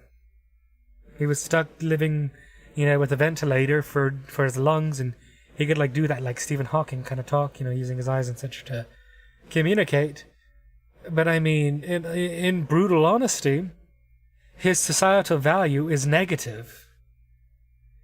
He will never contribute anything to society overall. And I shouldn't say that. Stephen Hawking is a brilliant mind who has contributed to the sciences in a great value, and he can do nothing, but he has done something. Even with his disease, hampering his ability as it is. Not to say that that kid couldn't proceed to become the next Stephen Hawking or whatever, but the likelihood is diminished. Mm-hmm. And to the current structure is only consumed resources. And that is how it is for all children. Children and adults themselves contribute next to nothing to society overall until adulthood, in which case they're given the reign and the ability, the knowledge, theoretically, to then contribute back. So am I being unfair? Slightly, yes, I would consider it unfair, but it's just what I know and what I would foresee. The likelihood is, well, unlikely to contribute. Right. And so, whenever you talk about these questions, in my mind, what pops up is, the ugly discussion of abortion, what we're talking about the value of a human life here. My belief system is basically boiled down to this, that what values are, let me rephrase this actually. Let's start over. When you say, how much value does it have? That has an interesting question itself, because, for the religious, the valuing entity is God. For the irreligious, myself, the valuing entity is man. For, if God is your valuing entity, he says what matters, he says what is value, then for, like Christians, for example, a baby has value because God said it has value, or because it's made in his image, whatever. For those of us who believe man is the valuing entity, that society, that the human person and the group of human people is what gives value to any given item, that's where it becomes a little more tricky, because to society, a baby has no value. It has no value until it's about 18 years old, and it can do things on its own. It can think for itself and actually contribute something. The mentally incapable, the physically incapable, they're actually incapable of contributing anything to society, and therefore their value is diminished. Now, there are a good many people who believe that there's a base value to human life. It's not just utilitarian. Like, there's some base value there because you're a we're a relatively unique species. Right. One of the only species of intelligent life that is self-aware, can think for itself, can design, create in the known universe as far as we're aware. So we're incredibly valuable in that sense. And if I might interrupt again, my chat has some things to say. They say that one of the Ms.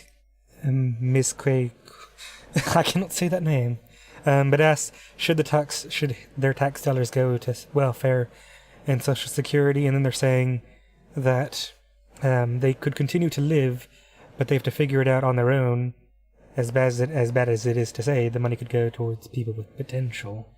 And then Kaneam is saying, should fetuses that will be born to be disabled be aborted? Or what about fetuses of rape or birth that will kill the mother? So let me just tackle the welfare and Social Security thing first. I'm relatively liberal, fiscally conservative, socially liberal, and my politics fit that criteria. In my idea, welfare and Social Security have a place, in a much-needed place, absolutely. Similar for programs like CHIP, which is a child health insurance, and Medicare and Medicaid, which is, insurance for the poor and the elderly. We as a society have a responsibility, in my opinion, to support the elderly. I mean, also, if you look at Social Security, you spend your life paying into it. And ideally, you should be able to reap the benefits of that investment. Because that's what that is. Right. They take money out of your check every day, every month, or every 2 weeks, or whatever you get paid, and that goes into Social Security, and then they invest that money to bring about a return, so that way whenever you're 65, 70, you can then start taking from that return, and that investment should have grown so that way it's extremely large, and what you take out of it is minuscule in comparison to what they were able to get out of your investment into it, ideally. Because, I mean, if you look at average Social Security benefits, they're not getting a lot. They're getting about $900,000 a month, give or take. That's $12,000.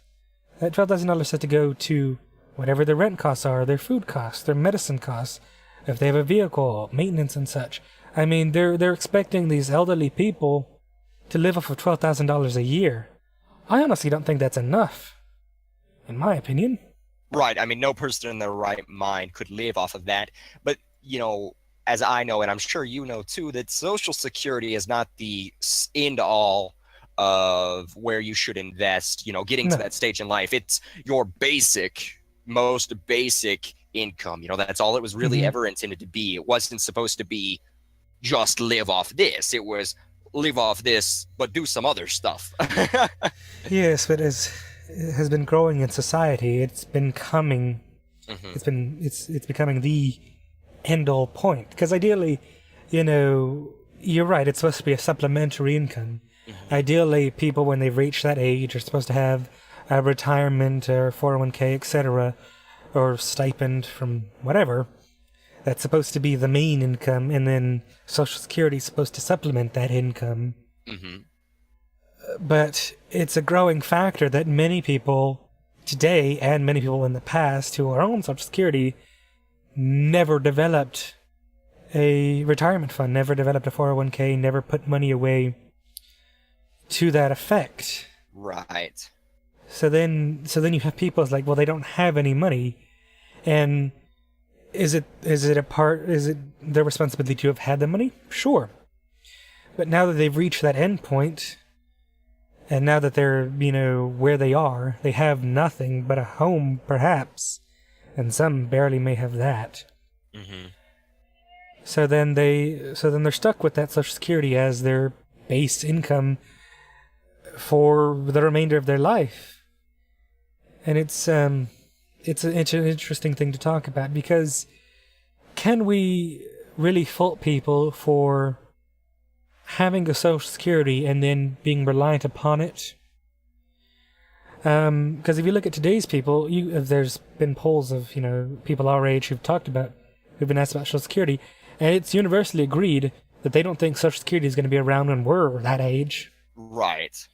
So if we have nothing, there will never be anything for waiting for us at the end, which is why I'm trying to really plan it out, 30 years, 40 years down the line, whatever. But it's, not something many people have. I mean, heck, people barely have any, emergency fund in their bank right now for, if something happens, if they get into a major medical accident, they'd be screwed. Right. So, honestly, Social Security and welfare has a place, but I just don't think it's actually high enough. Social Security-wise, at least. Right. Welfare, I think the structure needs to change.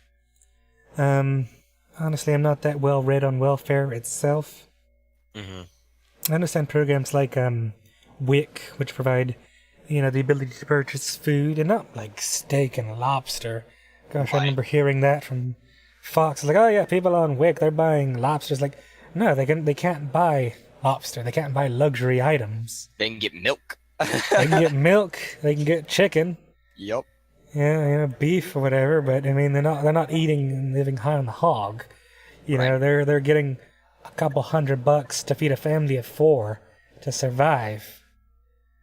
I mean, people who think, these people on WIC, they're going out there eating steak and lobster and shrimp and shit. It's like, no, they're not. They're actually eating relatively poorly because they don't know how to purchase. Right. And that is, an interesting thing. You mentioned, they don't know how to purchase. When I lived in Iowa, I worked with a woman. She came from Chicago, and she had previously been on food stamps. Well, she was telling me that, as she began to make more money, she wasn't able to qualify for food stamps, and now she was eating less or, more poorly than she was when she was, actually had food stamps. And it struck me as odd because I'm a single man. I live on my own. I'm living off $100 of food a month. I'm living off, what they're living off of, maybe less. But it struck me as interesting that food stamps actually gave her more money to eat a month than I was able to provide for myself working full time and going to school. Yeah. I mean, my sister, when she was on WIC, she got like $300-400 a month for a family of 3. And, this is just my view. I don't know how much a baby eats, but that should be enough to supply. Well, there were 2 young children, 10 and 7, so, right. Growing children. Growing kids, you eat a lot. Exactly. Hell, I'm, 20 years old. I still eat a lot. And I'm not growing any way but out. I hear you there. But, in regards to the welfare system, I don't think, I don't deal too much with that because a lot of people, in my mind, you end up either with that person who just doesn't care, which I've been that person before. It's like, well, whatever, let them sink or let them swim. And you end up with that person who is like, well, it's our responsibility as a society to help support these people. And so, when you start to put dollar signs onto it, same thing with human life, like we were talking about a minute ago. When you start to put dollar signs into it, it becomes a really ugly business because you say, at what point is your life costing us more than you will ever give back? And that's where it becomes, in my opinion, necessarily evil to say, this is not feasible anymore. You're never going to be able to put this back into society. And if a society has a surplus in which they can do those things, then do those things as you feel capriciously necessary.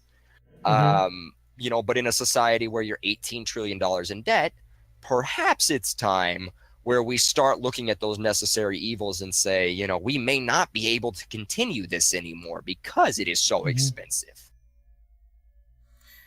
I honestly, the debt is the least of my concern. I mean, looking at the war, we have an $18 trillion in debt. I mean, that number is... how to put it? It's just really nonsensical. I mean, yeah, I understand it actually does have a measurable amount, but every country's in debt. Right. Sure, we're in debt to the highest amount. I don't think there's one country in debt over time higher than us. Let's see. I'm trying to... I said I'm not sure. I know that the only time America wasn't in debt was during the Andrew Jackson presidency, and it was only for like a year. That was the only time we never had national debt. But as far as, if we have the most debt in the world, I'm not entirely sure. I know we have the highest GPA, or not highest GPA, GDP. There you go. Yeah, and it's definitely rather interesting. Let's see here. Apparently, according to a Wikipedia article, the U.S. has the highest external debt. That means per capita by person, the U.S. owes $56,000 per person. The UK has the second highest of $7.5 trillion. We have $18 trillion as of the 31st of December 2016. We have almost a 100% of GDP debt, which actually is not that high. Yeah, in comparison to other countries, for sure. Yeah, because that's the thing. We're the world's largest economy ourselves, practically. Right. Well, that's like if you look, the next highest one's the UK. It's 314% of their GDP is their debt. Or 97% or 100% or whatever it is. Doesn't look that bad by comparison. Yeah. Because, I'm looking here at these statistics. So, like Japan, as a ratio between debt to GDP, is at 200%. Greece 165, Italy 120, and the United States. So actually we're in the top 5 of countries by percentage of debt to GDP. Everyone else is much lower. And that's the thing. It's possible to balance the budget. I just think we have to actually make cuts. Right. Because that's the thing. Every time, like with this recent, like healthcare plan, for instance, so it's going to cut nearly 800 billion, I think, 800 million, something like that, 800 something, off of Medicare and Medicaid. Mm-hmm. It will also lead to about 25 million people losing insurance. Mm-hmm. It will cut the deficit over the next decade by about 360 billion. It will also give a major tax cut to the wealthy. Needless to say, we also just increased the military budget from what it was at freaking half discretionary spending, an additional $30 billion. So they cut, 800 million from Medicare. It's going to reduce the deficit by 300 billion. Mm-hmm. And then they just took that 300 billion they saved and put it into the military. So they're not actually balancing the budget. They're just increasing spending in other areas. Right. And that, in that regard, that begs the question of which is more valuable, taking care of those people who are unable to provide their own health insurance or, making sure they don't get blown up. I think. Well, consider we also outspend the next 11 allied countries combined. I had to do a paper for federal government, my final paper. And that was actually part of it was I was talking about how, because I had to pick what was the greatest threat to America's future. And one of my statements, because I did not choose, like I'm sure so many other people did, Iran, North Korea, I'm not afraid of military disaster. We spend so much more than every other country. It is ridiculous. It's like we spend more than the next 11 countries combined or something like that. It's crazy high. Yeah. We are the big dog in town. So I'm not really concerned about that. But, in relation to, is it really valuable for us to drop a lot of money into welfare programs as opposed to other types of programs where we can encourage people to help provide for themselves?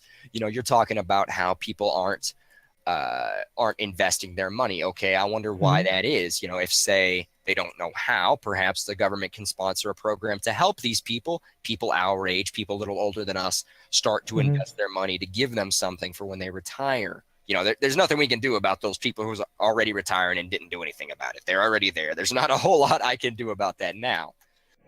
But, we can identify those reasons why and then try to spend that money in a way that's going to help people help themselves, as opposed to just creating a dependent system. Now, most certainly, I don't think we should cut like WIC and food stamps because there are a lot of people who really need those programs. You have single mothers who, for whatever reason, they can't provide for themselves.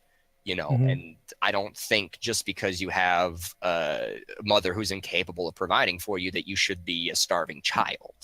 But no, definitely. Right. But, to pull back to our previous topic, a lot of that, like you were talking about your social liberalism, where, those types of policies, a lot of people, and I'm not saying you do this, but there are a lot of people who, instead of using like a rational, okay, this is good for our society because of this, or let me find this reason how it could be good, or let me change it. They instead use their emotions like, okay, I don't want people to starve because I feel bad about that, or what have you. And I don't necessarily think that's an intelligent way to go about existence, first of all, but especially in regards to your government, your society. And we were talking about personal bias. We are pretty special creatures in that, there is some base value to human life, as there is a base value to a cat's life, being sort of a separate creature. Well, I call us separate, a little bit of a different creature. We do have a different value, than do just basic animals. But Yeah. the question comes down to who gives meaning or value to that life. Is it the individual? You know what I mean? Do I give meaning to Mhm. my life, to your life? Does society give it to people? What do you think about that? I mean, like you discussed earlier, we all give our own value because I mean it's two values we're talking about: the societal value and then the personal value, Hmm. or the value, the human value, and we all give ourselves and each other a certain human value, and then society overall gives a broad value of human life and worth, and that measure. Hmm. Society doesn't care. Society is just like, this is what your value is currently, and it could decrease or increase as it is. And the same for human value. As people change, another person or yourself may consider your value or another person's value decrease or increase. Hmm. I mean, I'm sure most people would say a rapist has no value humanly or societally whatsoever, and that they should be eliminated to save cost, Hmm. versus somebody like, a neurosurgeon, a doctor, a teacher, which probably has, extremely high value humanity wise, although a doctor has value and societal wise. Hmm. So it's an individual assessment. Right. No, I certainly agree with that. It interests me personally where the individual stops and where the societal value begins, because at some point Hmm. a society is made of individuals, Hmm. everybody's valuing different things in different ways. So at what point, does my value become your value, become our value? Because, like we were talking about with criminals, with convicts, with homeless people and doctors and all these people have different values. Hell, I have a different value to me than I have to you. Hmm. And that's obvious. We all think we're valuable, but society plays that very strange role as not necessarily the value assigner, but I almost want to call it the value mean, where you have the portion of people who think this thing is extremely valuable, and you have the portion of people who think it's not valuable at all. And then depending upon the population they're in, you get that societal mean. Okay, then thinking about that, then I can tell you where that comes into play: politics. Mm-hmm. That's the simple fact of it. That's where that translation from human value to societal value comes into play. Mm-hmm. Is the politicians then assign that value into law and into society itself on a broad range? Mm-hmm. Because, I mean, when you look at it, I mean, if when I ran, I became, a city councilman, that means that I am applying my values to the society of the city Mm-hmm. and to everybody in the city, and I have direct influence in a more local sense over their lives and how they should value things, because I can use that pulpit to then place a value similar to what pastors and preachers do. They deem to a congregation X or Y or whatever, and they implant that idea and suggestion to the congregation Mm-hmm. that such a thing does or doesn't have value. So it really comes into play is between, like I said, people who have influence over the community and how they exert it, whether it's in the churches, whether it's a community organizer, whether it's a politician, and then that's where it then goes into affects society as a broad sense. Right. Most certainly, I would agree with you in that regard. The politicians definitely do take the will of the people, or at least they should. If they're good if they're good elected representatives, they should take the will of the people and they should do that.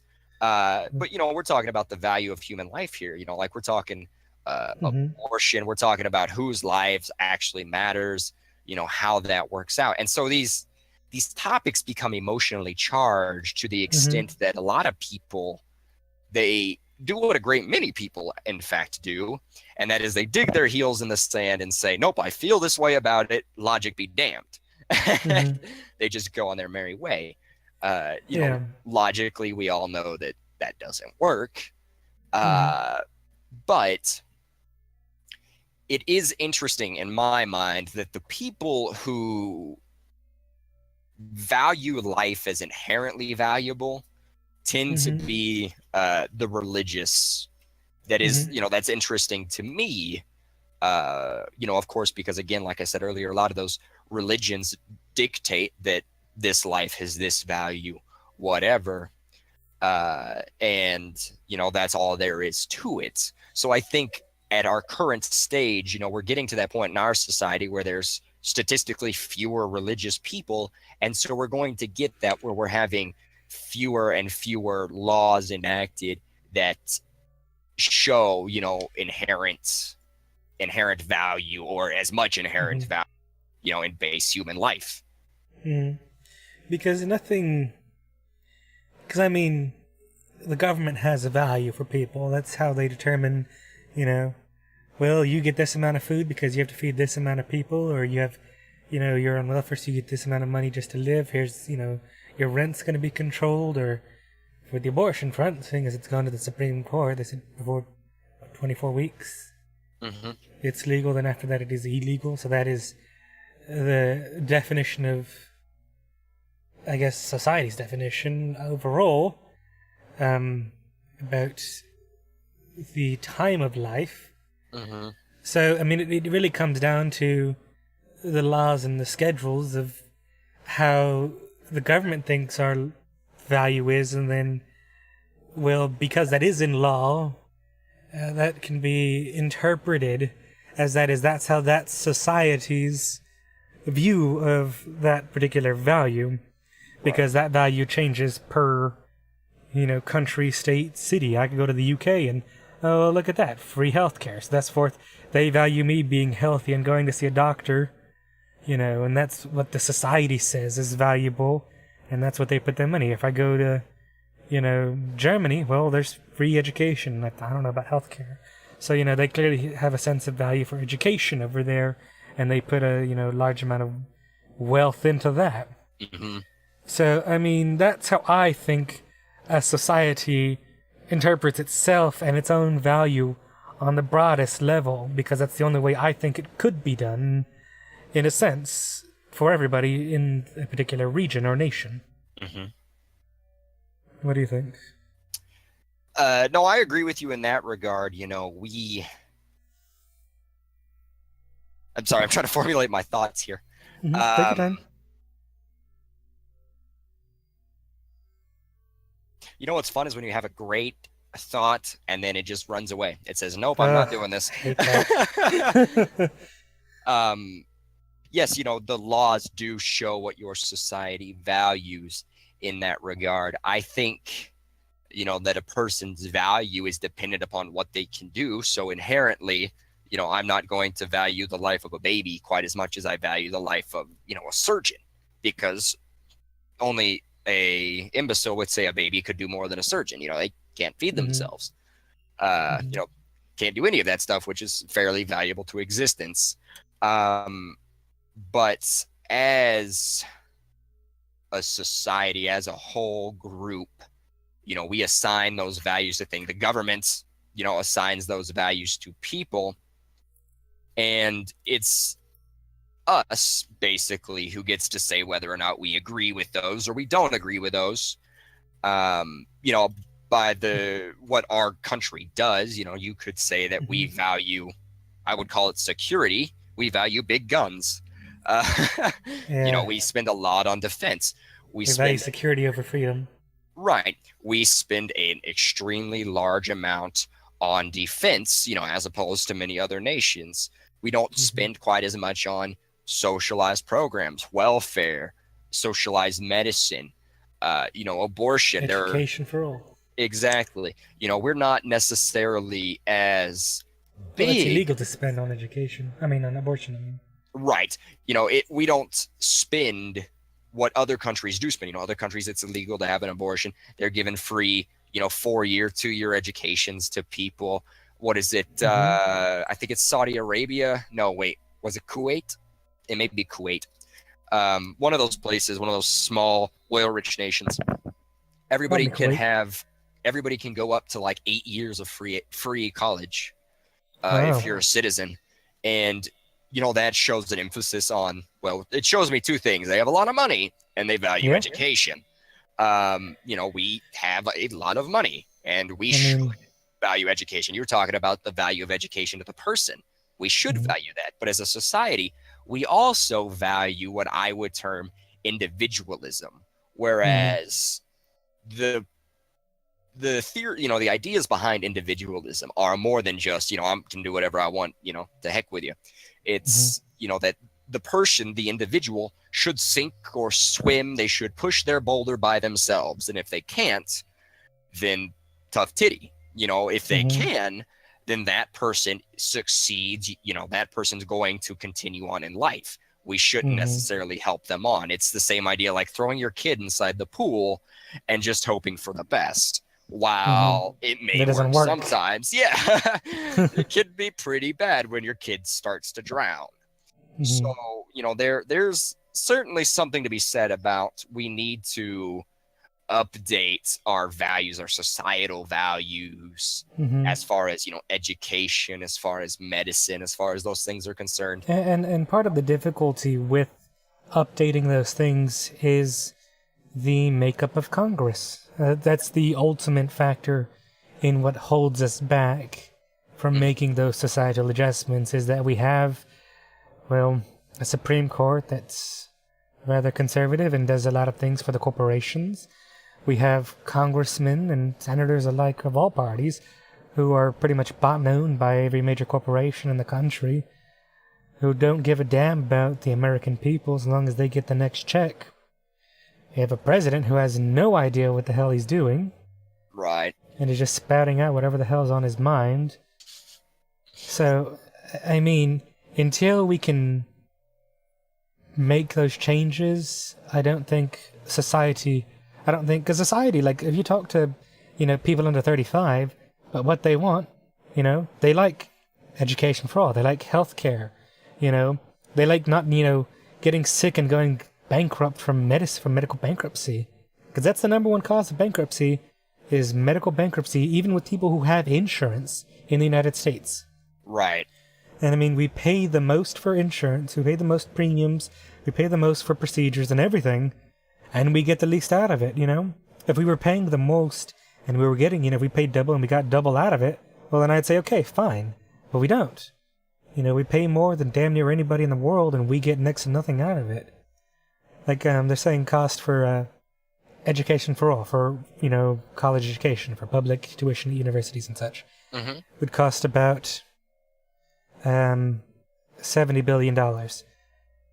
And they propose the government cover 50 billion of it, and the states pick up the other 20 billion collectively, And I mean, that would be enough to provide education for everybody. And I mean, if politicians thought about it, it's a wildly popular thing. I mean, if you have an educated populace, if you have somebody who is making more money, if your country's total wealth level rises, everybody benefits. But they refuse to do it because out of something, I don't know, some sort of, just, it sounds like communism. That's what their word of the day is communism or something. Right. I mean, like... Yes, I'm sorry. Sorry. But to relate it back to our earlier statements in the beginning of the conversation about the value of education, I mean, if you had an educated workforce of, I don't know how many people graduate through colleges every year. I imagine a couple million. So, I mean, I'm not sure. I'd have to look that up. From all colleges put together? Yeah, just general, college graduates in the country. Let me see.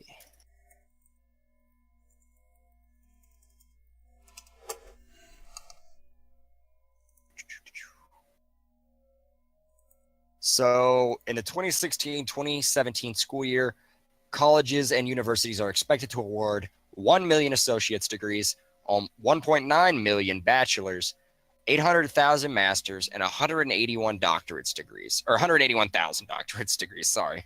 Mm-hmm. So all in all, you're looking at about almost 4 million degrees in the next year.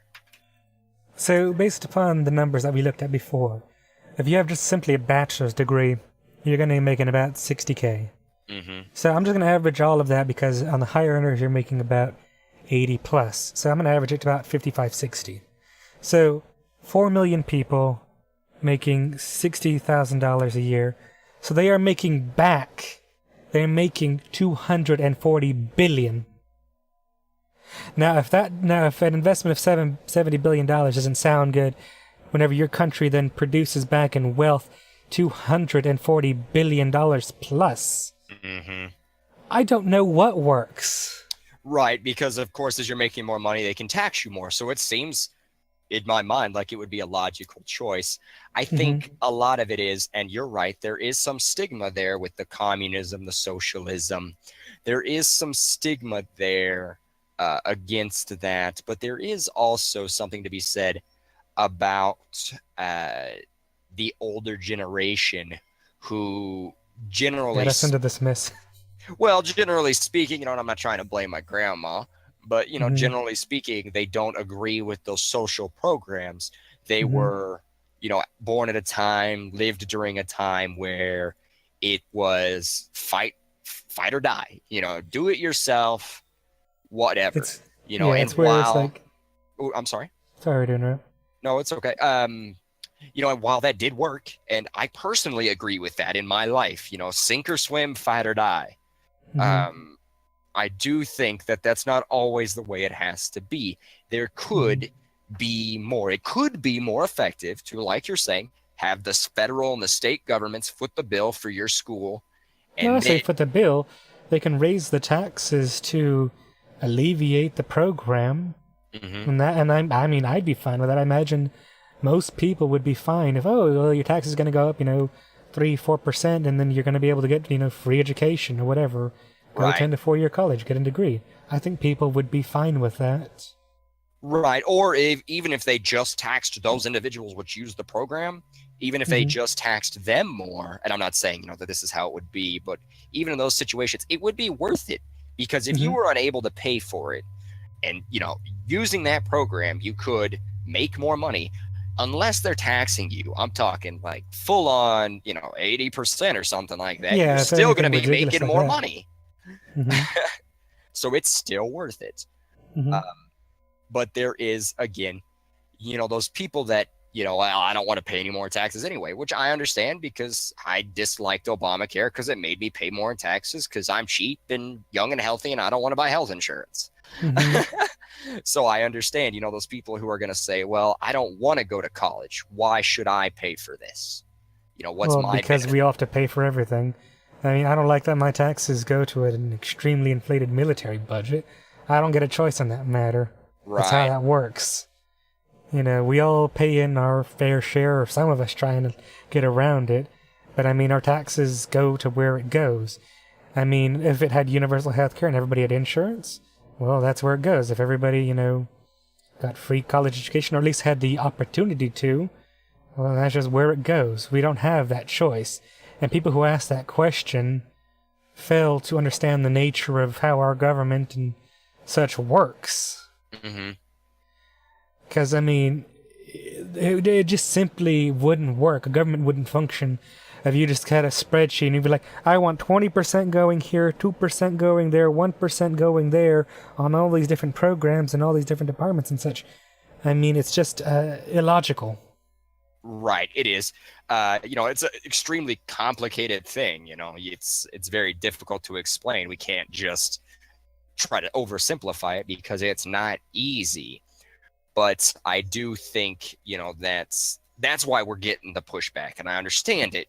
I can logically empathize with those people who say, you know what, I don't want to pay the 4 or 5 extra % on my taxes. I've already been to school, whatever. I don't want to pay that. Now, if say they were to put some incentive in there, like, okay, we'll forgive everybody's student loan debt, just pay the extra taxes, and do heartbeat this. done. Yeah, no, I mean they would do it, and if it was even broke even in the long run, it would be better for the population, because as we both know, an educated population is the only way you can actually have an effective democracy. When you have a bunch of idiots, it doesn't work. Yeah, exactly. It just does not work. And that makes me, since you brought that up, could that be a reason why a lot of these congressmen and such don't want an educated population? Is because they want to stay in office, so they worry an educated population will look at, them and their record critically and say, well, they're not worth it, and then do a concerted effort to get them removed? That's certainly a possibility. I would be lying if I said that it wasn't. Self-interest is probably the most unifying thing about all human activity. Whatever it is, it can pretty much boil down to, this is what I want to do, or it's in my best interests. So it's certainly a possibility, but I would really hope not, because at that point, that is certainly some corruption that is quite extreme, but I would not put it beyond them. No, I think that's, personally, I think that is a motivating factor for the politicians today. I'm just amused by a Trumpism where he says, I love the poorly educated. It's just like, of course you do, because they're voting for you. Well, you could say, actually, I don't know what the demographics were for who's voting for whom. I know, generally speaking, the college educated tend to vote more liberal. And I don't know if, that's just because liberal ideologies are pushed in colleges, or if with an education comes a liberal attitude or a more liberal attitude. I don't really know. But what I do know is that all around, politicians want people to be stupid, because then they're easier to fool. That's all there is to it, And actually, to your point about whether colleges are just more liberal or whether people become liberal based upon that, I actually have some interesting information about that.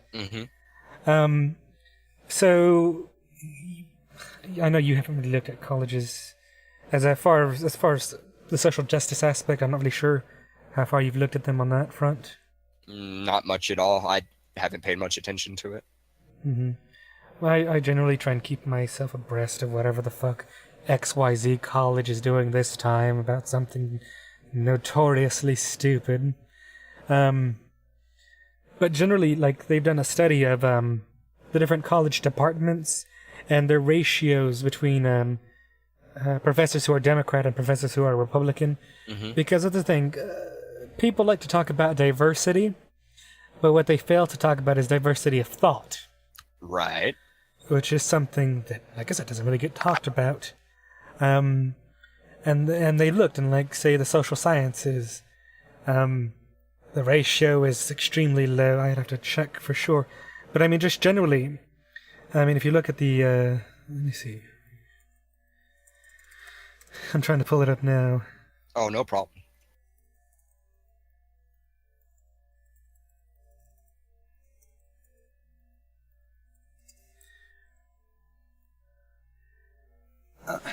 Here we are.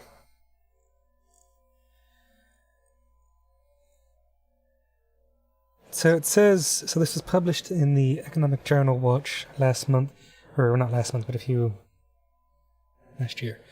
That says, of the 40 leading universities, finds that out of all the nearly 8,000 professors, Democrats outranked Republicans 3,623 to 314, or a ratio of 11 to 1.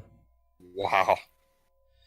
They find that history is actually the one of the highest levels of ratio disparity, outranking them 33 to 1. Holy crud. This stands out in a stark difference of a 1968 study in the history department, which finds that it was only about 2.7 to 1. So in the last, 40 years, that number has increased by over, 10, 15 times. Mm-hmm. And I mean, that's honestly one of the problems in education is the lack of diversity in thought. Because yes, when you have such a high number of liberal democratic professors and such, and kids who go to and I shouldn't say kids, I should say young adults, in the age of 18 to 24 who go to colleges are influenced heavily by the professors, because that's their first real taste of the outside world, of how the real world actually is they go and they go to college and they see, well, my college professors are telling me this, and they're obviously extremely well educated and they know a lot and they've been teaching forever, and I can agree that sounds good, and then that's a thought that is perpetuated, and that's a thought that worries me. As a liberal, I am worried about this lack of diversity because it doesn't challenge the students that attend. It's all very PC culture, it's all very, this is how it is how it is, and there's nobody there to challenge it, to give them, the ability to think outside of the box, to give them a different perspective and a point of view to how things could be. Rational thinking and challenging your beliefs is it should be a core structure of education. Right, most certainly. That is something I've considered myself. When you talk about, and not just in the field of schools, but in a lot of different fields, you talk about religion, you talk about politics, you talk about philosophy, what have you. At that point, because everybody does it, they see these people and they say, okay, these guys have it all figured out. I'm just going to listen to what they say, and it's all going to work out for me. You can do it with religion, you can do it with philosophy, you can do it with politics, you can do it with anybody. Mm-hmm. And, the same thing like you're talking about with these students. You have to question it. There is a Latin phrase called omnibus dubitandum est, which means everything must be doubted.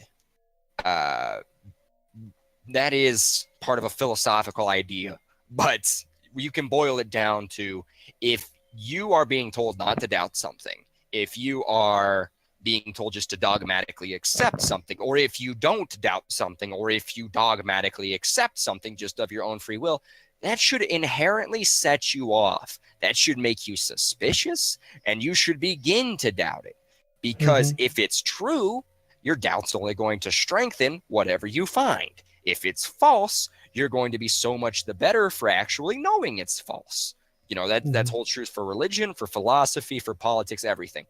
You should, through whatever means necessary, doubt it and attempt to find out whether or not it's true. Because, in the school sphere, like you're talking about, you have these liberal professors. I had an English professor, like the second day of class. And one of the things he told everybody is like, yeah, all of your college professors are going to be biased. I'm biased. Everybody's biased. And, I actually have a little bit of respect for him for that, because he admitted it, because there is some bias there. You can't just take it as gospel. You have to recognize these guys have a way of looking at the world that may not be right.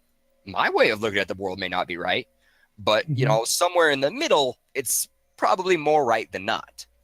So, you have to have that doubt and that monologue in order to actually have some sort of effective learning environment. If you have just pure conservatives or liberals or Christians or atheists or whatever, blacks and whites, it doesn't matter. If you have just one group, you're only going to get dogma, because you're not being challenged, you're not being exposed to the different ideas.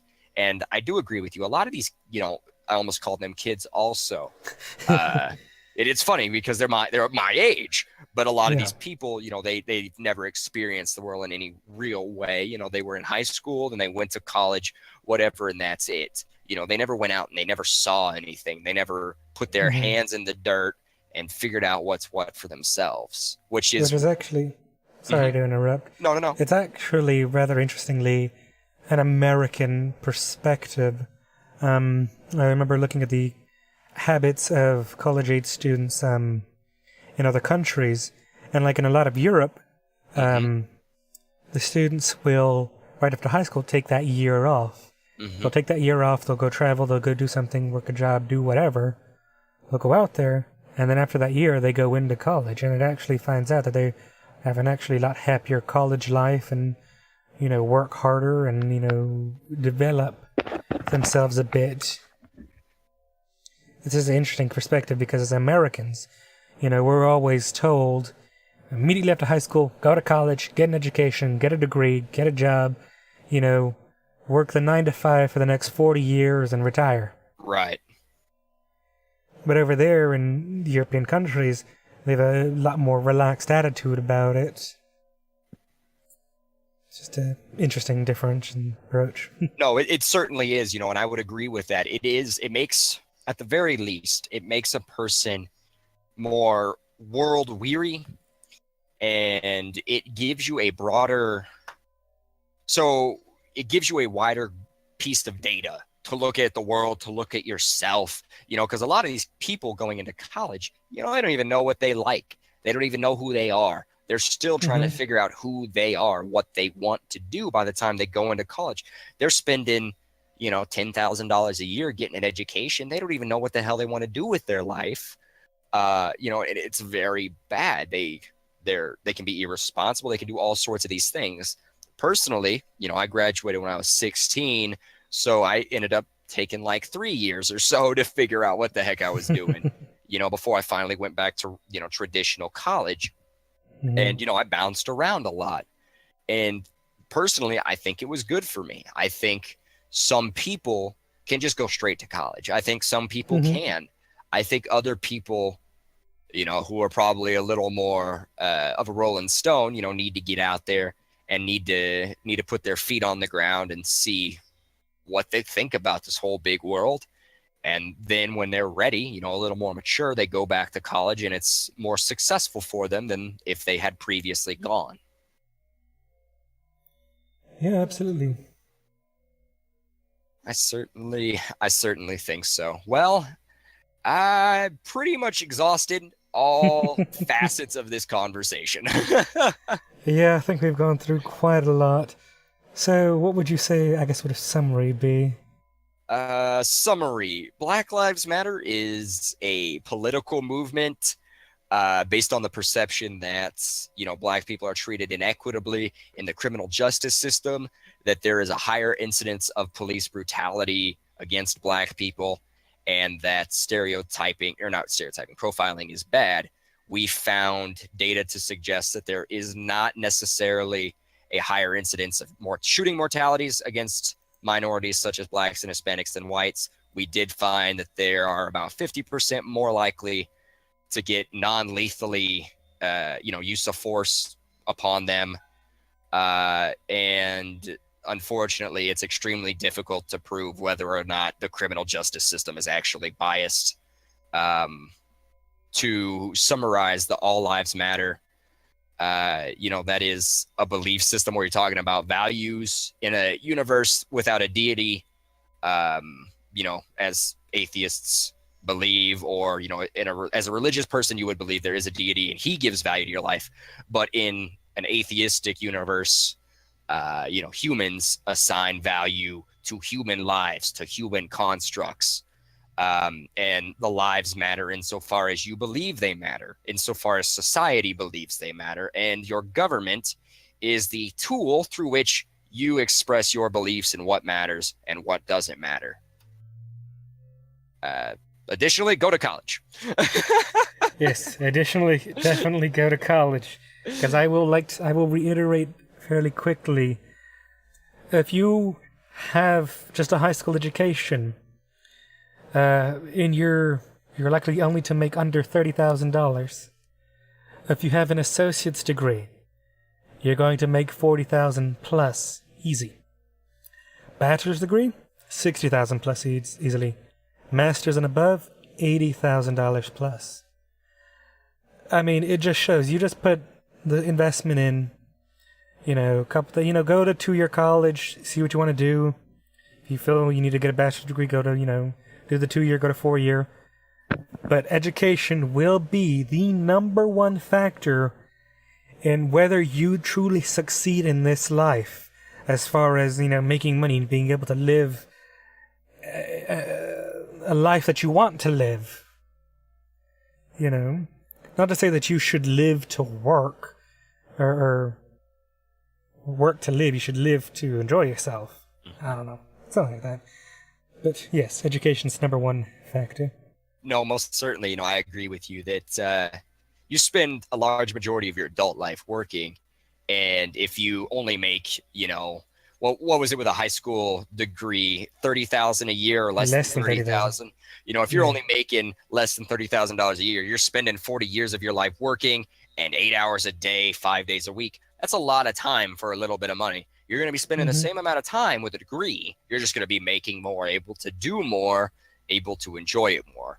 Not to mention the fact that when you gain an education, it makes you a more well-rounded person. It makes you more successful in the government and political system. Just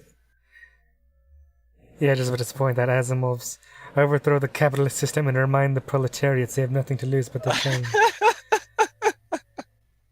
Oh my gosh, that reminds me of the quote. Let me see. That's funny. That reminds me of I got the Das Kapital the other day from the library, and I told my dad, I was like, man, they probably put me on some sort of list now reading a book about communism. Like, here's this is whenever Black Lives Matter gets together, a lot of the times they have a very noted quote. I think it's actually from the Communist Manifesto, but this quote is quoted to Ashanta Shakur, which the quote is, "We have a duty to fight for our freedom. It is our duty to win. We must love each other and support each other. We have nothing to lose but our chains." Now, if you ever read the Communist Manifesto, of course, "We have nothing to lose but our chains" is like one of the opening lines, or closing lines, I think. I'd have to check that. I'm not fully sure, but it seems slightly ironic that they would choose a quote that has to do with chains. At least in my mind, it seems a little strange. Well, no, because they refer it back to slavery and such. Right. And they're essentially communist, so it all works to their favor. Dang dirty commies. So have you any idea about what you'd like to talk about as a next topic? Let me think here. As far as I don't mean to put you on the spot, but Oh, no. Trying to think. The Communist Manifesto is on YouTube, 3-hour audiobook. I'll check it out, Asimov. You Russian bastard. Yeah, I had it from the library, and I got about probably 30 pages into it, and then I got distracted reading Plato, and failed to finish reading it. But one interesting thing I want to talk about, because you said, whatever you're trying to do in life, live for happiness or what have you, that does, we're talking about value of human life here. That is, interestingly enough, a topic I would like to discuss. What should a person live for? You know what I mean? Like, what is the goal of life? What is the meaning of life? And what on on my stream, I titled it, existential nihilism there at the last part of that. And they would say, that everybody gets to decide what their meaning of life is. But there was also certain schools of philosophy, the Epicureans, for example, who thought that the meaning of life was basically to live for pleasure, whereas, do what makes you happy. Where do you fall into that? The idea of doing things to make you happy versus... Well... Oh, I'm sorry. No, continue, sorry. No, yes, you can do things to make you happy. That's, the main goal in life is do whatever makes you happy, is, what they call hedonistic. And then the existential is basically, that we have no intrinsic meaning to life. We all just assign meaning to our otherwise meaningless lives. I mean, as I've said through the discussion, we all assign our own meaning. Right. I mean, I mean, this may be my naivety talking, and I understand that. I can recognize it. Is that I generally like to think the best of humanity. I understand humanity's terrible in some places, but I generally like to think the best of it. I like to think that we can all generally agree that we're working towards a goal of betterment in our own way. Whether that betterment is good for some people or more than others, that's debatable. Mm-hmm. But generally, I like to think that humanity works to advance itself increasingly. I mean, like places like Saudi Arabia or the Middle East in general, or most of Africa, has a lot to advance. But I generally think that we work towards that. And I think that gives us a great deal of value, is that as a species and as a people, we advance each other and ourselves in a way no other species does. Mm-hmm. Because I mean, looking at humanity's accomplishments, we've gone to the moon, to space, we can travel far distances in just a matter of minutes or hours, nearly instantaneous communication. We've sent out probes to the edges of our solar system. We've cured countless diseases that have killed billions throughout humanity's existence. It's just the great aspects of humanity, and something that we can, achievably reach is just what I look to. Mm-hmm. In my sense. Right. Because sure, somebody could look at all the rapists and all the terrible people and everybody just leeching off of the system and such and say, well, this is humanity's value, it is nothing. But I generally like to look at the best of humanity, and that is what we should all strive for, in my opinion. Right. No, I see what you're saying. No, I definitely do. Personally, I don't have as many great big happy feelings about the human race as some other people do. I tend to have a pretty cynical view of our whole situation, but I do think, personally, my purpose, if I was to put it into words, would be to figure out, as much as I can about this existence of mine, because it's the only one I have. But, I also have a responsibility to myself and to the society of which I'm a part to help them to move forward in life. You know what I mean? The people like me, people like you, people like everybody have a part to play in the societal march towards betterment. That's all there is to it. Is that, the driving force and what makes me vote the way I do, what makes me do the things I do? Probably not. It tends to just be, I think this is the best, course of action for our society, what have you, not necessarily moving towards a utopian future, but, this is what I think is going to keep us from imploding. But there is something to be said about groups of people who believe, how do I put this, that purpose is assigned, based on, what's the word I'm looking for here? I don't want to say deity preferences, but your purpose is assigned at your birth by deities, by governments, by what have you.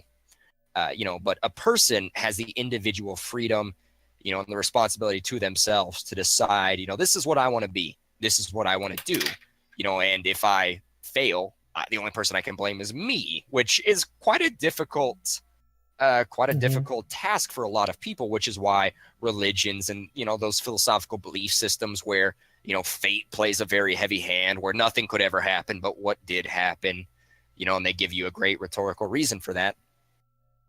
There's a reason why those are so popular, and that's because people tend to dislike the fact that, they have responsibility for what they do in their lives. And if they mess up, it's their fault, They like to pass that blame on to somebody else.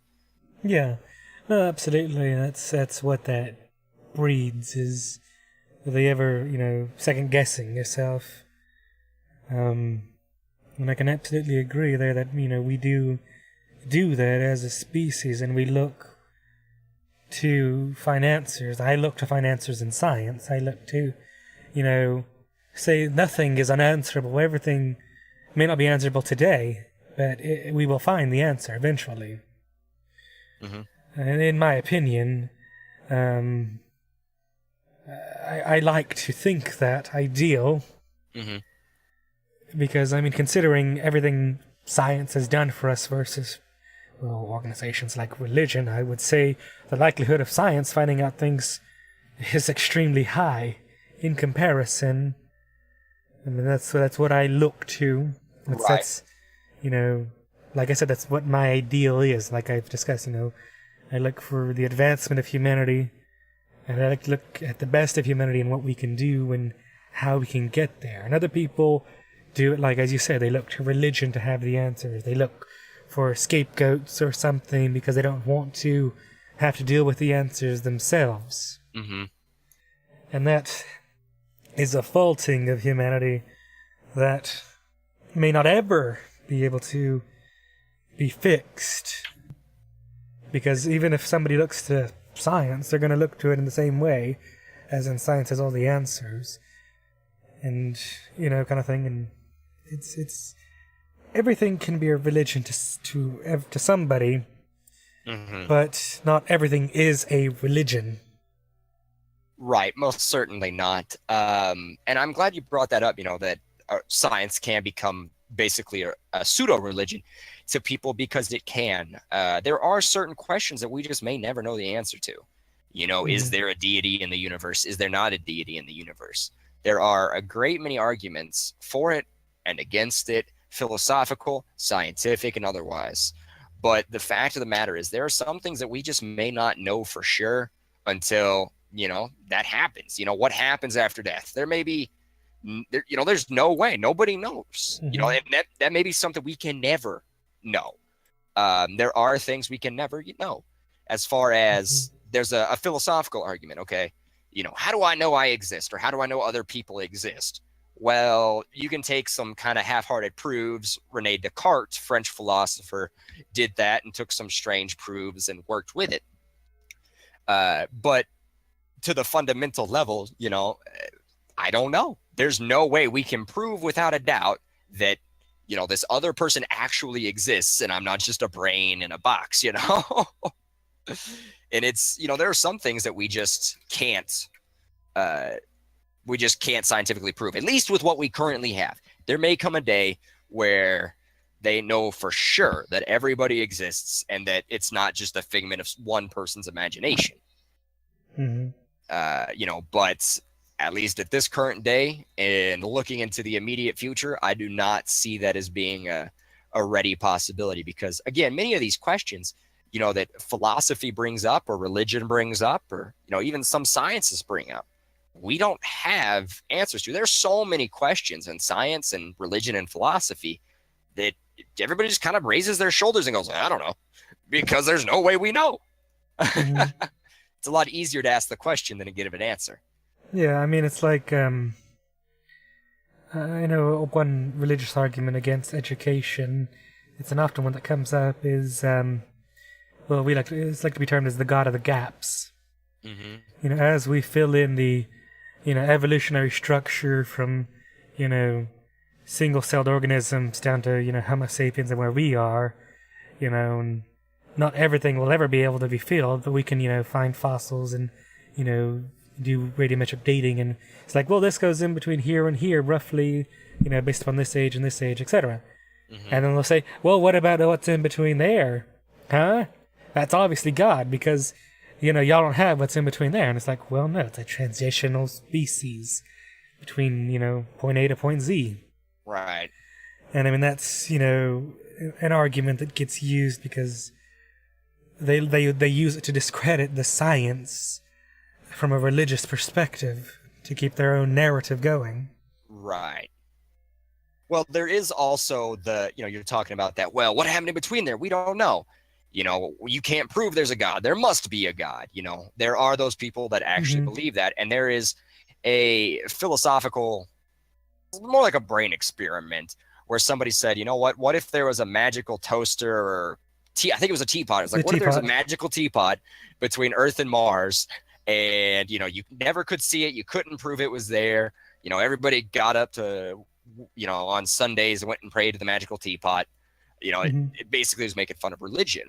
There's that monologue to that just because you can't prove or disprove it doesn't mean it's there. Just because you can't prove it, doesn't mean it's not there. But the burden of proof is on whoever's making the claim. Exactly. Which is, interesting when you think about it from a strategic perspective, because if you were trying to win a debate, you wouldn't want to say, well, God doesn't exist, because then they would ask you for proof. Whereas you would try to get your opponent to say, hey, he says he exists, prove it. And then you try to make him look like an idiot. But that's sophistry. Yeah, I mean, and ultimately that is what that comes down to is, the lack of evidence for or against. But as you said, the burden of proof is on the person making the claim. Right. And without, because and it can't be circular logic saying, the Bible exists, that's what it says that God exists, and God wrote the Bible, that's what God exists. That circular logic doesn't work. Right. No, most certainly it does not. And how do I put this? One thing I did learn, the more I've been reading about philosophy and studying it, doing this and that, is that the arguments for the existence of a deity are, in my mind, not as powerful as the questions that arise with the existence of a deity, particularly the Christian deity, because I was, at that point a Christian, but the assertion that one exists brought to mind many questions, such as, okay, if this dude created this world and everything in it, and he is all good, then I don't want to say why does life suck, but why is there so much evil? Why are babies dying and kittens getting run over all the time, and earthquakes and all this terrible stuff that you would think has nothing to do with human evil. And these other questions that it raises more questions than it answers. And I think that's the duty of at least a critical thinker, is to find the answer that answers more questions than it raises. Then, that one's probably more correct.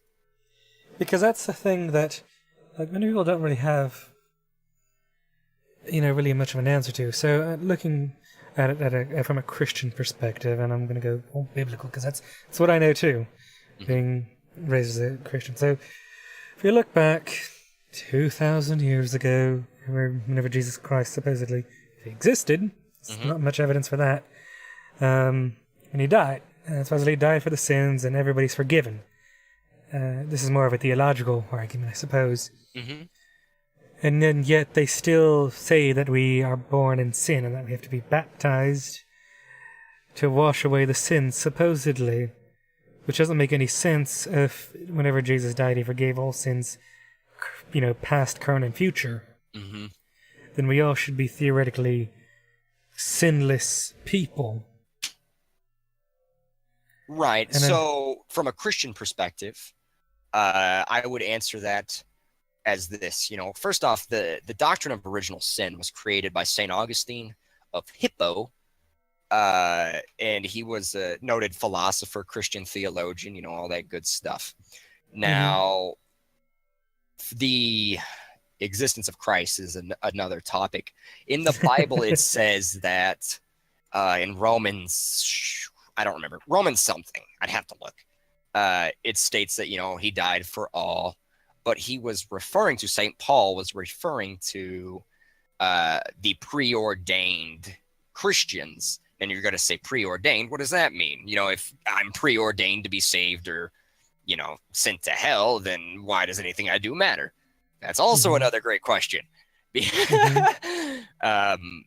But in regard to your question, as Jesus came to save people who believed, babies, or young people or whoever, are incapable of belief, and therefore in their logic, are incapable of salvation until the point where they can come to a point of rational belief. However, there are different schools of thought in that regard. Some people, I'm trying to think, it's not Catholics, it's the Presbyterians. They believe that the child of two believers is saved because of a particular verse. But the issue with this logic is that you can use the verses of the Bible to argue almost anything. And this is true for almost any religious work. If you want to say it's okay to have slaves, you could find verses in the Christian Bible, the modern Christian Bible, that say it's okay to own slaves. You can find verses that say it's not okay to own slaves. You can find verses that say you should treat women great. You can find verses that say you should not treat women great. Heck, it outlines how to beat your slave. Yeah, it's crazy. You can. Are you wearing mixed fabrics? That's a sin. Eating shellfish? That's a sin. No lobster for you. Lobster and a shrimp. I mean, that's the thing, is that modern Christians today so often cherry pick their religious text without putting in any thought of why they do so. Nobody, except for probably ISIS, follows their religious text to the letter. Right. Because if they did, this world would be a very dark place. But then they don't think to themselves, well, why don't I wear, clothing of only a single fabric? Or why do I eat shellfish? Or, pork or whatever, if you're Jewish. If a God actually existed, you would think that he wouldn't allow people to just, you ate shellfish? You're fine. Thank you, Boom Turtle 2, for following. Cool name. Cool. But, you would think, well, no, you must follow everything to the exact letter. Ideally, you wouldn't be able to cherry pick. So that's, a fault in their logic. Right, most certainly. I read a book on comparative religion called Build Your Own Religion by a man named, it was like, what was it? Andrea, I don't know how it's pronounced, but it was the female spelling. Benelli, one of those two. And Daniela basically, Bolelli? Yeah, blah, blah, blah. That was his name, blah, blah, blah, blah. He was basically saying that the idea of building your own religion is frightening to many people. But in reality, that's basically what you're doing anyway. You pick and choose what you want to believe at any given time. People do it now with religion. People did it then with religion. They've always been doing it. But what you're discussing are the people who follow it to a T, are what he would determine, or he would term, religious fundamentalists. And he argued that religious fundamentalism is the issue with religion as a whole, because you have these outdated concepts being applied to modern situations. In the Bible, the Catholics believe that the Bible gives evidence for their doctrine that you should never use contraceptives. Go forth and multiply. There's this very particular situation in like Genesis, I think, where dude does it on the ground instead of impregnating this lady, and God gets mad and kills him. And they use this as evidence to prove that you should just have a bunch of kids. You should never use contraceptives. But the fact of the matter... I'm sorry. Sorry. And of course, then God then tells you, oh, you want an abortion? Mix this with this, and then bam, you have an abortion juice. Drink it. And if it gets aborted, well, then it's not your kid. Or his kid, theoretically. So, it talks about how to perform an abortion in the damn Bible itself. Right. And, of course, the morality, interestingly enough, of what God does and what it's okay for Christians to do is not the same, because they would argue that we as a person could not, with our warped morality being born in sin, could not tell God what is good, what is wrong. But that begs the question of, is something good because God says it's good, or is something good because God does it, or is it only, let me rephrase this, I'm sorry. Is something good because God does it, or does God do it because it's good?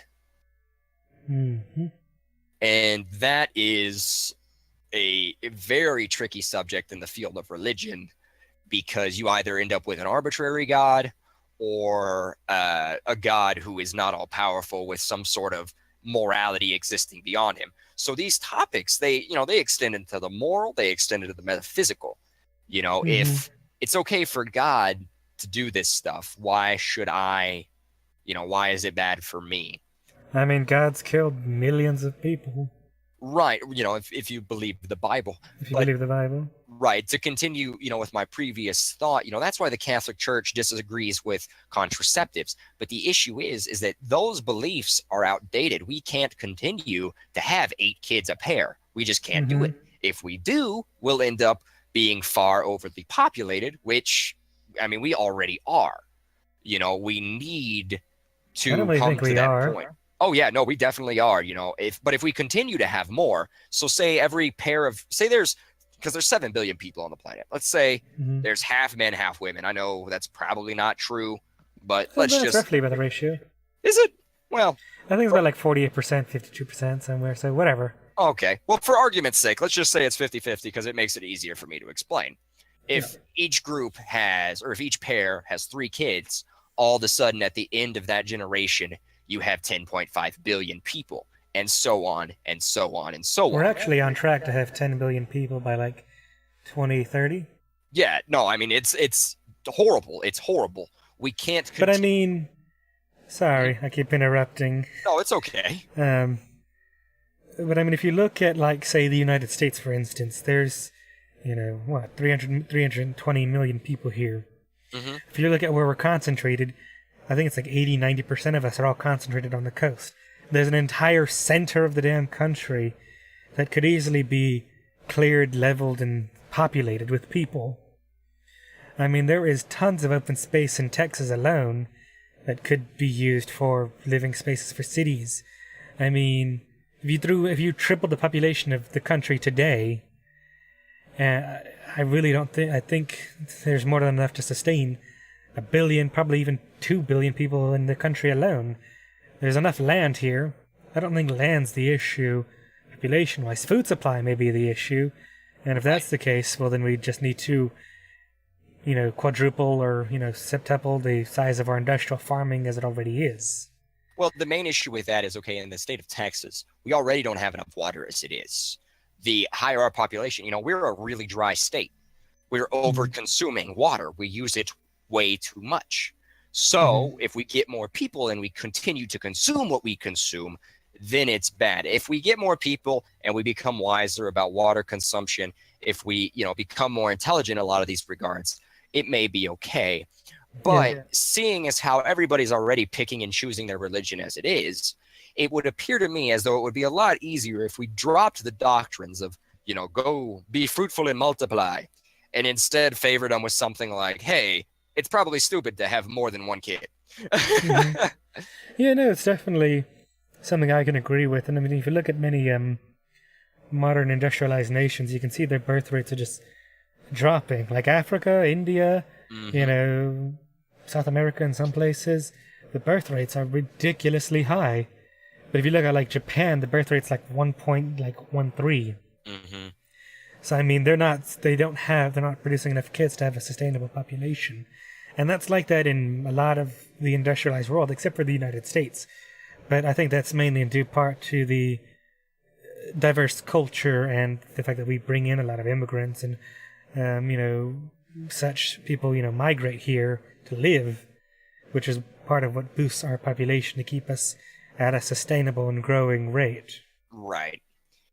I think most certainly that as a society, as a world, we have to come to that point where we have a stable population where, we're not destroying the rainforests and killing all the cute little bunnies to survive, but Hmm. where we are stable, they are stable. We're living in what I would call a utopian, a stable future.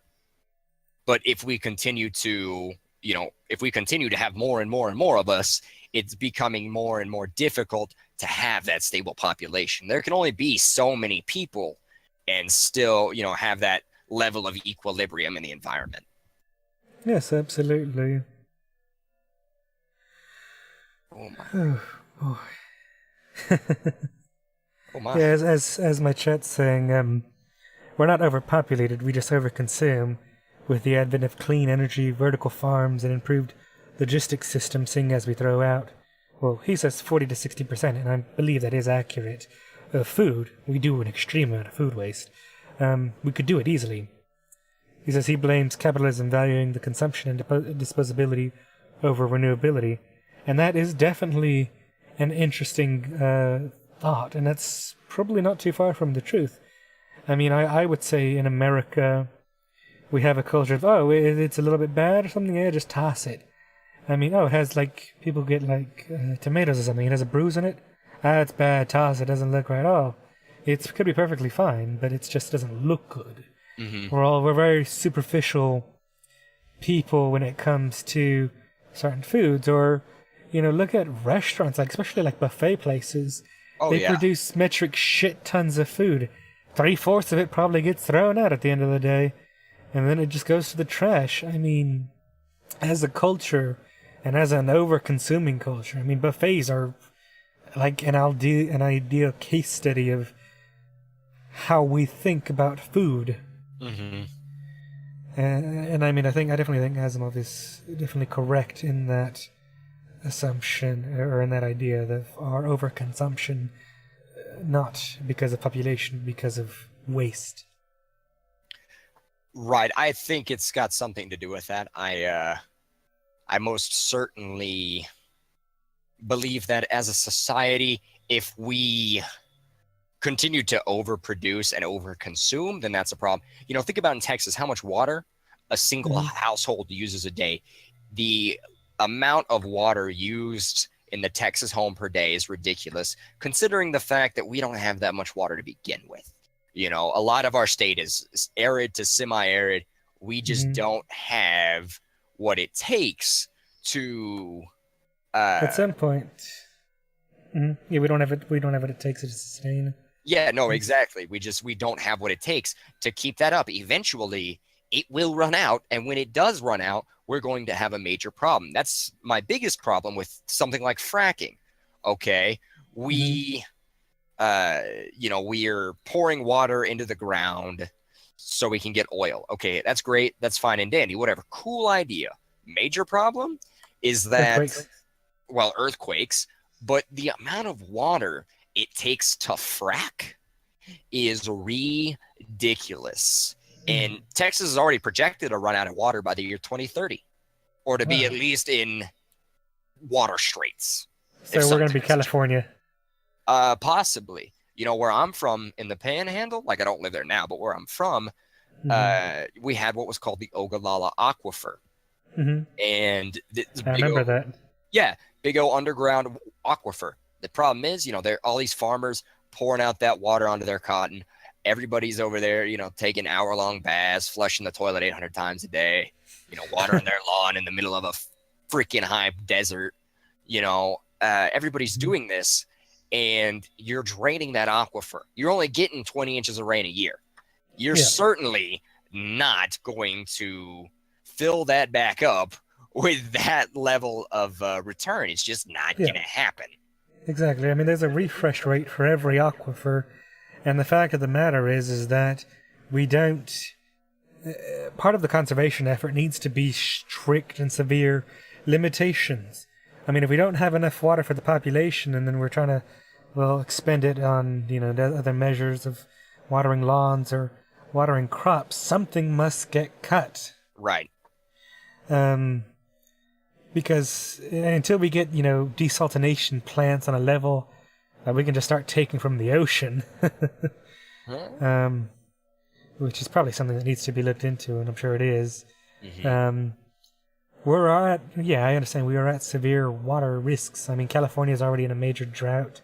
They have wildfires out the ass, and most of the other country probably isn't as good as straits. And of course, Asimov is just loving this comment section. Just saying, to look at the auto industry where we overproduce cars, leaving massive amounts of shitty empty cars on lots and passing on the price to the few they actually sell just to preserve, 100,000 some odd American jobs. and then to get rid of golf courses and lawns and such. Oh, that's really interesting. California lifted their, I guess, drought issue warning this summer. Yeah, they had good for California. Crazy floods. I believe they had a lot of rain. Oh, congratulations, California. We can actually stop making the water bottle jokes. Although water bottles, that's another thing that, since we're talking about water and such, the water bottle industry needs to go. It needs to go.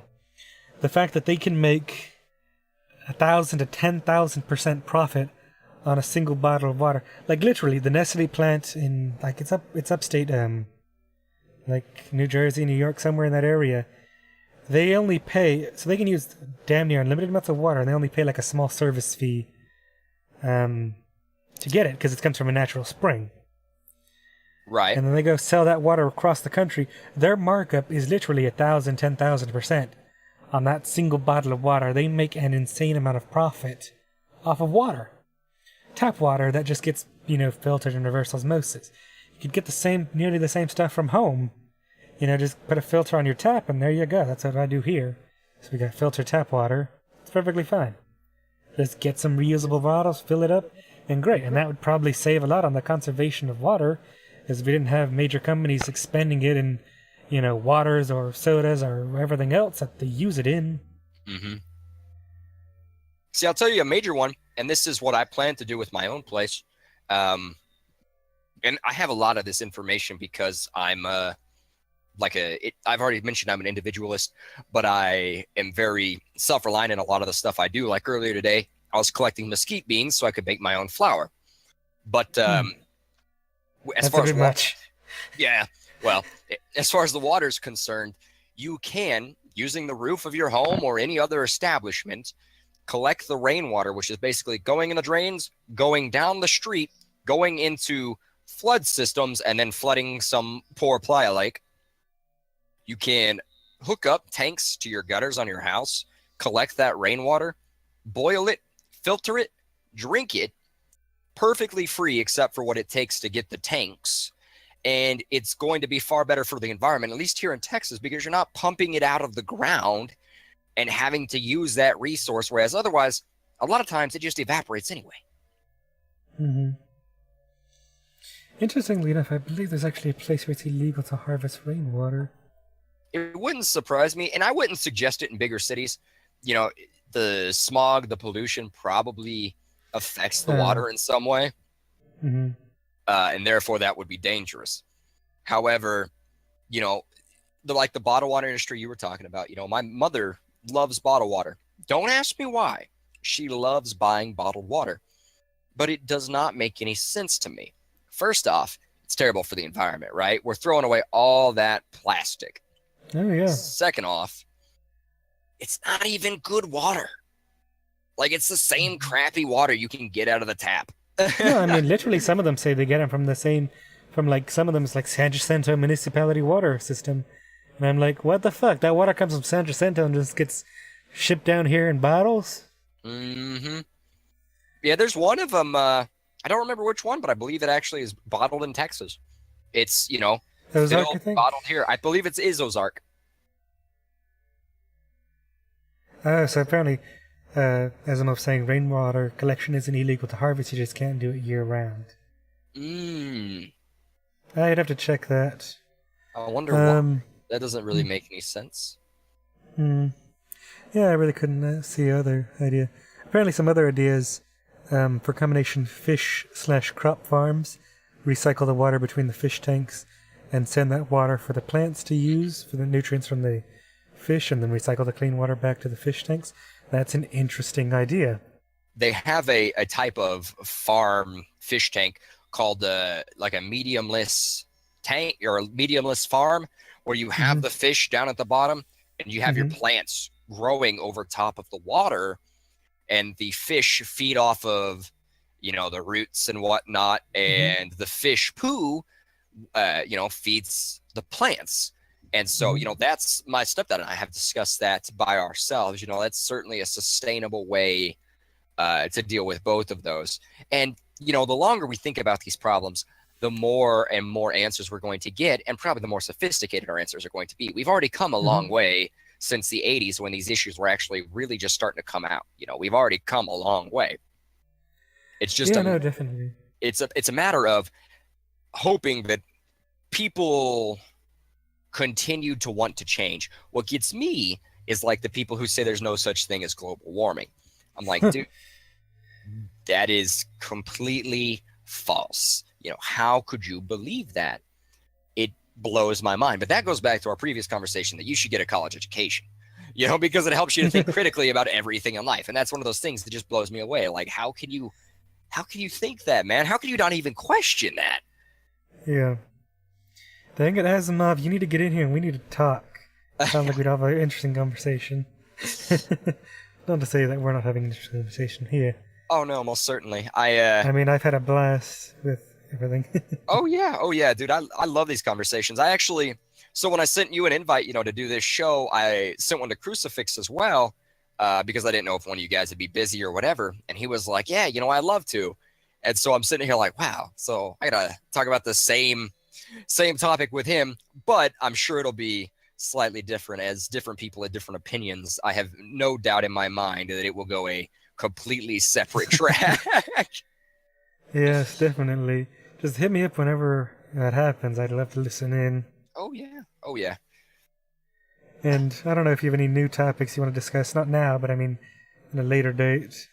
No, I think I think this is probably it for today for me. We've been streaming for about 3 hours. I think that's probably good. But no, I've certainly sure I could think of a topic or two that we would find interesting to discuss. I mean, hell, I came up with this one while I was doing the dishes, and I was. It certainly led to a very broad topic, from Black Lives Matter to human value to industrialized first world practices on farming, water usage, and capitalism. This is how every conversation with me at school goes, man. I'll talk to people about just one thing, and we'll just keep going. The train doesn't even have a track. It's just go wherever it wants, and I always have a good time. So there's no regret as long as everybody's having a good time, and it's an educated conversation. That's all that matters. Well, even if it's uneducated, as long as it's fun. So apparently, Asimov was saying, I just go off about the school system, school-to-prison pipeline, how American manufacturing depends on the over-incarceration of people of color since slavery is made illegal, except as punishment for crime, etc., etc. Everything is indicative about how shitty capitalism is. Yeah, it definitely sounds like an interesting conversation to have. It sounds like you're coming in it from a very communist perspective, Asimov. Hey, man, I think we need to talk about how we're all just cogs in the machine of the man. Holy shit, you broke up horribly back then. Oh, did I? Yeah, your voice is all robotic. It actually has a cool tone to it, but still. Is it still doing it? Yeah, it's still doing it. Am I still the robot man? You are the robot man, yep. I am the robot man. But yeah, no, Asimov, if you want, I'd love to have a conversation, you, me, Trooper, if Trooper has the time for it, to discuss those kind of things about the school system, school-to-prison pipeline, and American manufacturing. That sounds like an extremely interesting topic that I have some knowledge in, but I'd love to know more. Apparently Asimov is the robot man. Yes, you are, Asimov. As long as you don't give me your laws, man, I don't mind you being the robot man. No, I'm most certainly down to have a conversation. Being sounds like we have our next topic. Yeah, the robot man. Yeah. Oh my. No, shoot, I forgot what I was gonna say. I am the robot man. Oh yeah, being out of college, this semester, I've been at a want for not necessarily intelligent conversation, because we always seem to have intelligent conversations whenever we play video games or anything, but explicitly, debate type topics, had been out of my reach for a little while. So this has certainly been a breath of fresh air. Oh, trust me, I know how that is. Nobody at work, well, it's maybe just me and David now, so I can't say that. David doesn't really care for these kind of conversations, and I'm just so wanting for intelligent conversations like this. It's so very rare for me nowadays, unfortunately. You know, that is Perhaps I need to get on Reddit. that's exactly where all the intelligent conversations happen. Just get on Yeah. Facebook. That's where all the intelligent conversations go down. Oh, yeah. But no, you know, I definitely understand. That's one thing I noticed. You know, like I said, my brain's been sitting here going, "No, I need something." So this has certainly been effective. But I think I'm gonna end my stream here. Been doing it for about 3 hours now, so I think this is where I'm gonna call it. So, yeah, and we'll talk later to discuss about the school system, the school to prison pipeline and such, and I guess American manufacturing. That all sounds like intensely interesting topics that I would love to discuss. I think that if they're putting a pipeline from the school to the prison, like what are they piping? Is it like apple juice? Is it oil? Yeah, you know, they're piping energy. They got all the kids on the bikes, and they're just sending electricity over. And I knew it. They're piping people. Oh. Yeah, man. Kids should not have pipes, dude. That's definitely not okay. Yeah, not even peace pipes. Nope, no peace pipes. Smoke. All right, man. I'll let you go. All right. It's been good talking to you. It's been a great conversation. We'll have to do it again sometime. Yeah, maybe sooner than we think. All righty. I will catch you later. All right, peace. Yep.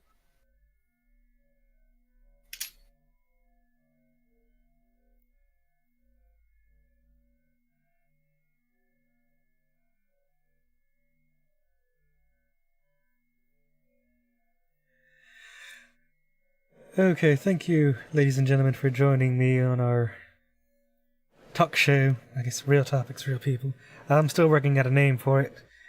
Asimov, thank you for the suggestion. That is brilliant, and it's certainly something that I can really dig my claws into. I know a bit about the school to prison pipeline, and hell, I see it here with my school having multiple police officers stationed all around the school system. So, thank you for joining me, and check back again. I have a playthrough of Prey going on, Mafia 2, Bully. If any of that interests you, follow me on Twitter, subscribe. I don't have a subscription button yet. Sadness. Or follow me on Twitch. All that good stuff. Thank you for watching.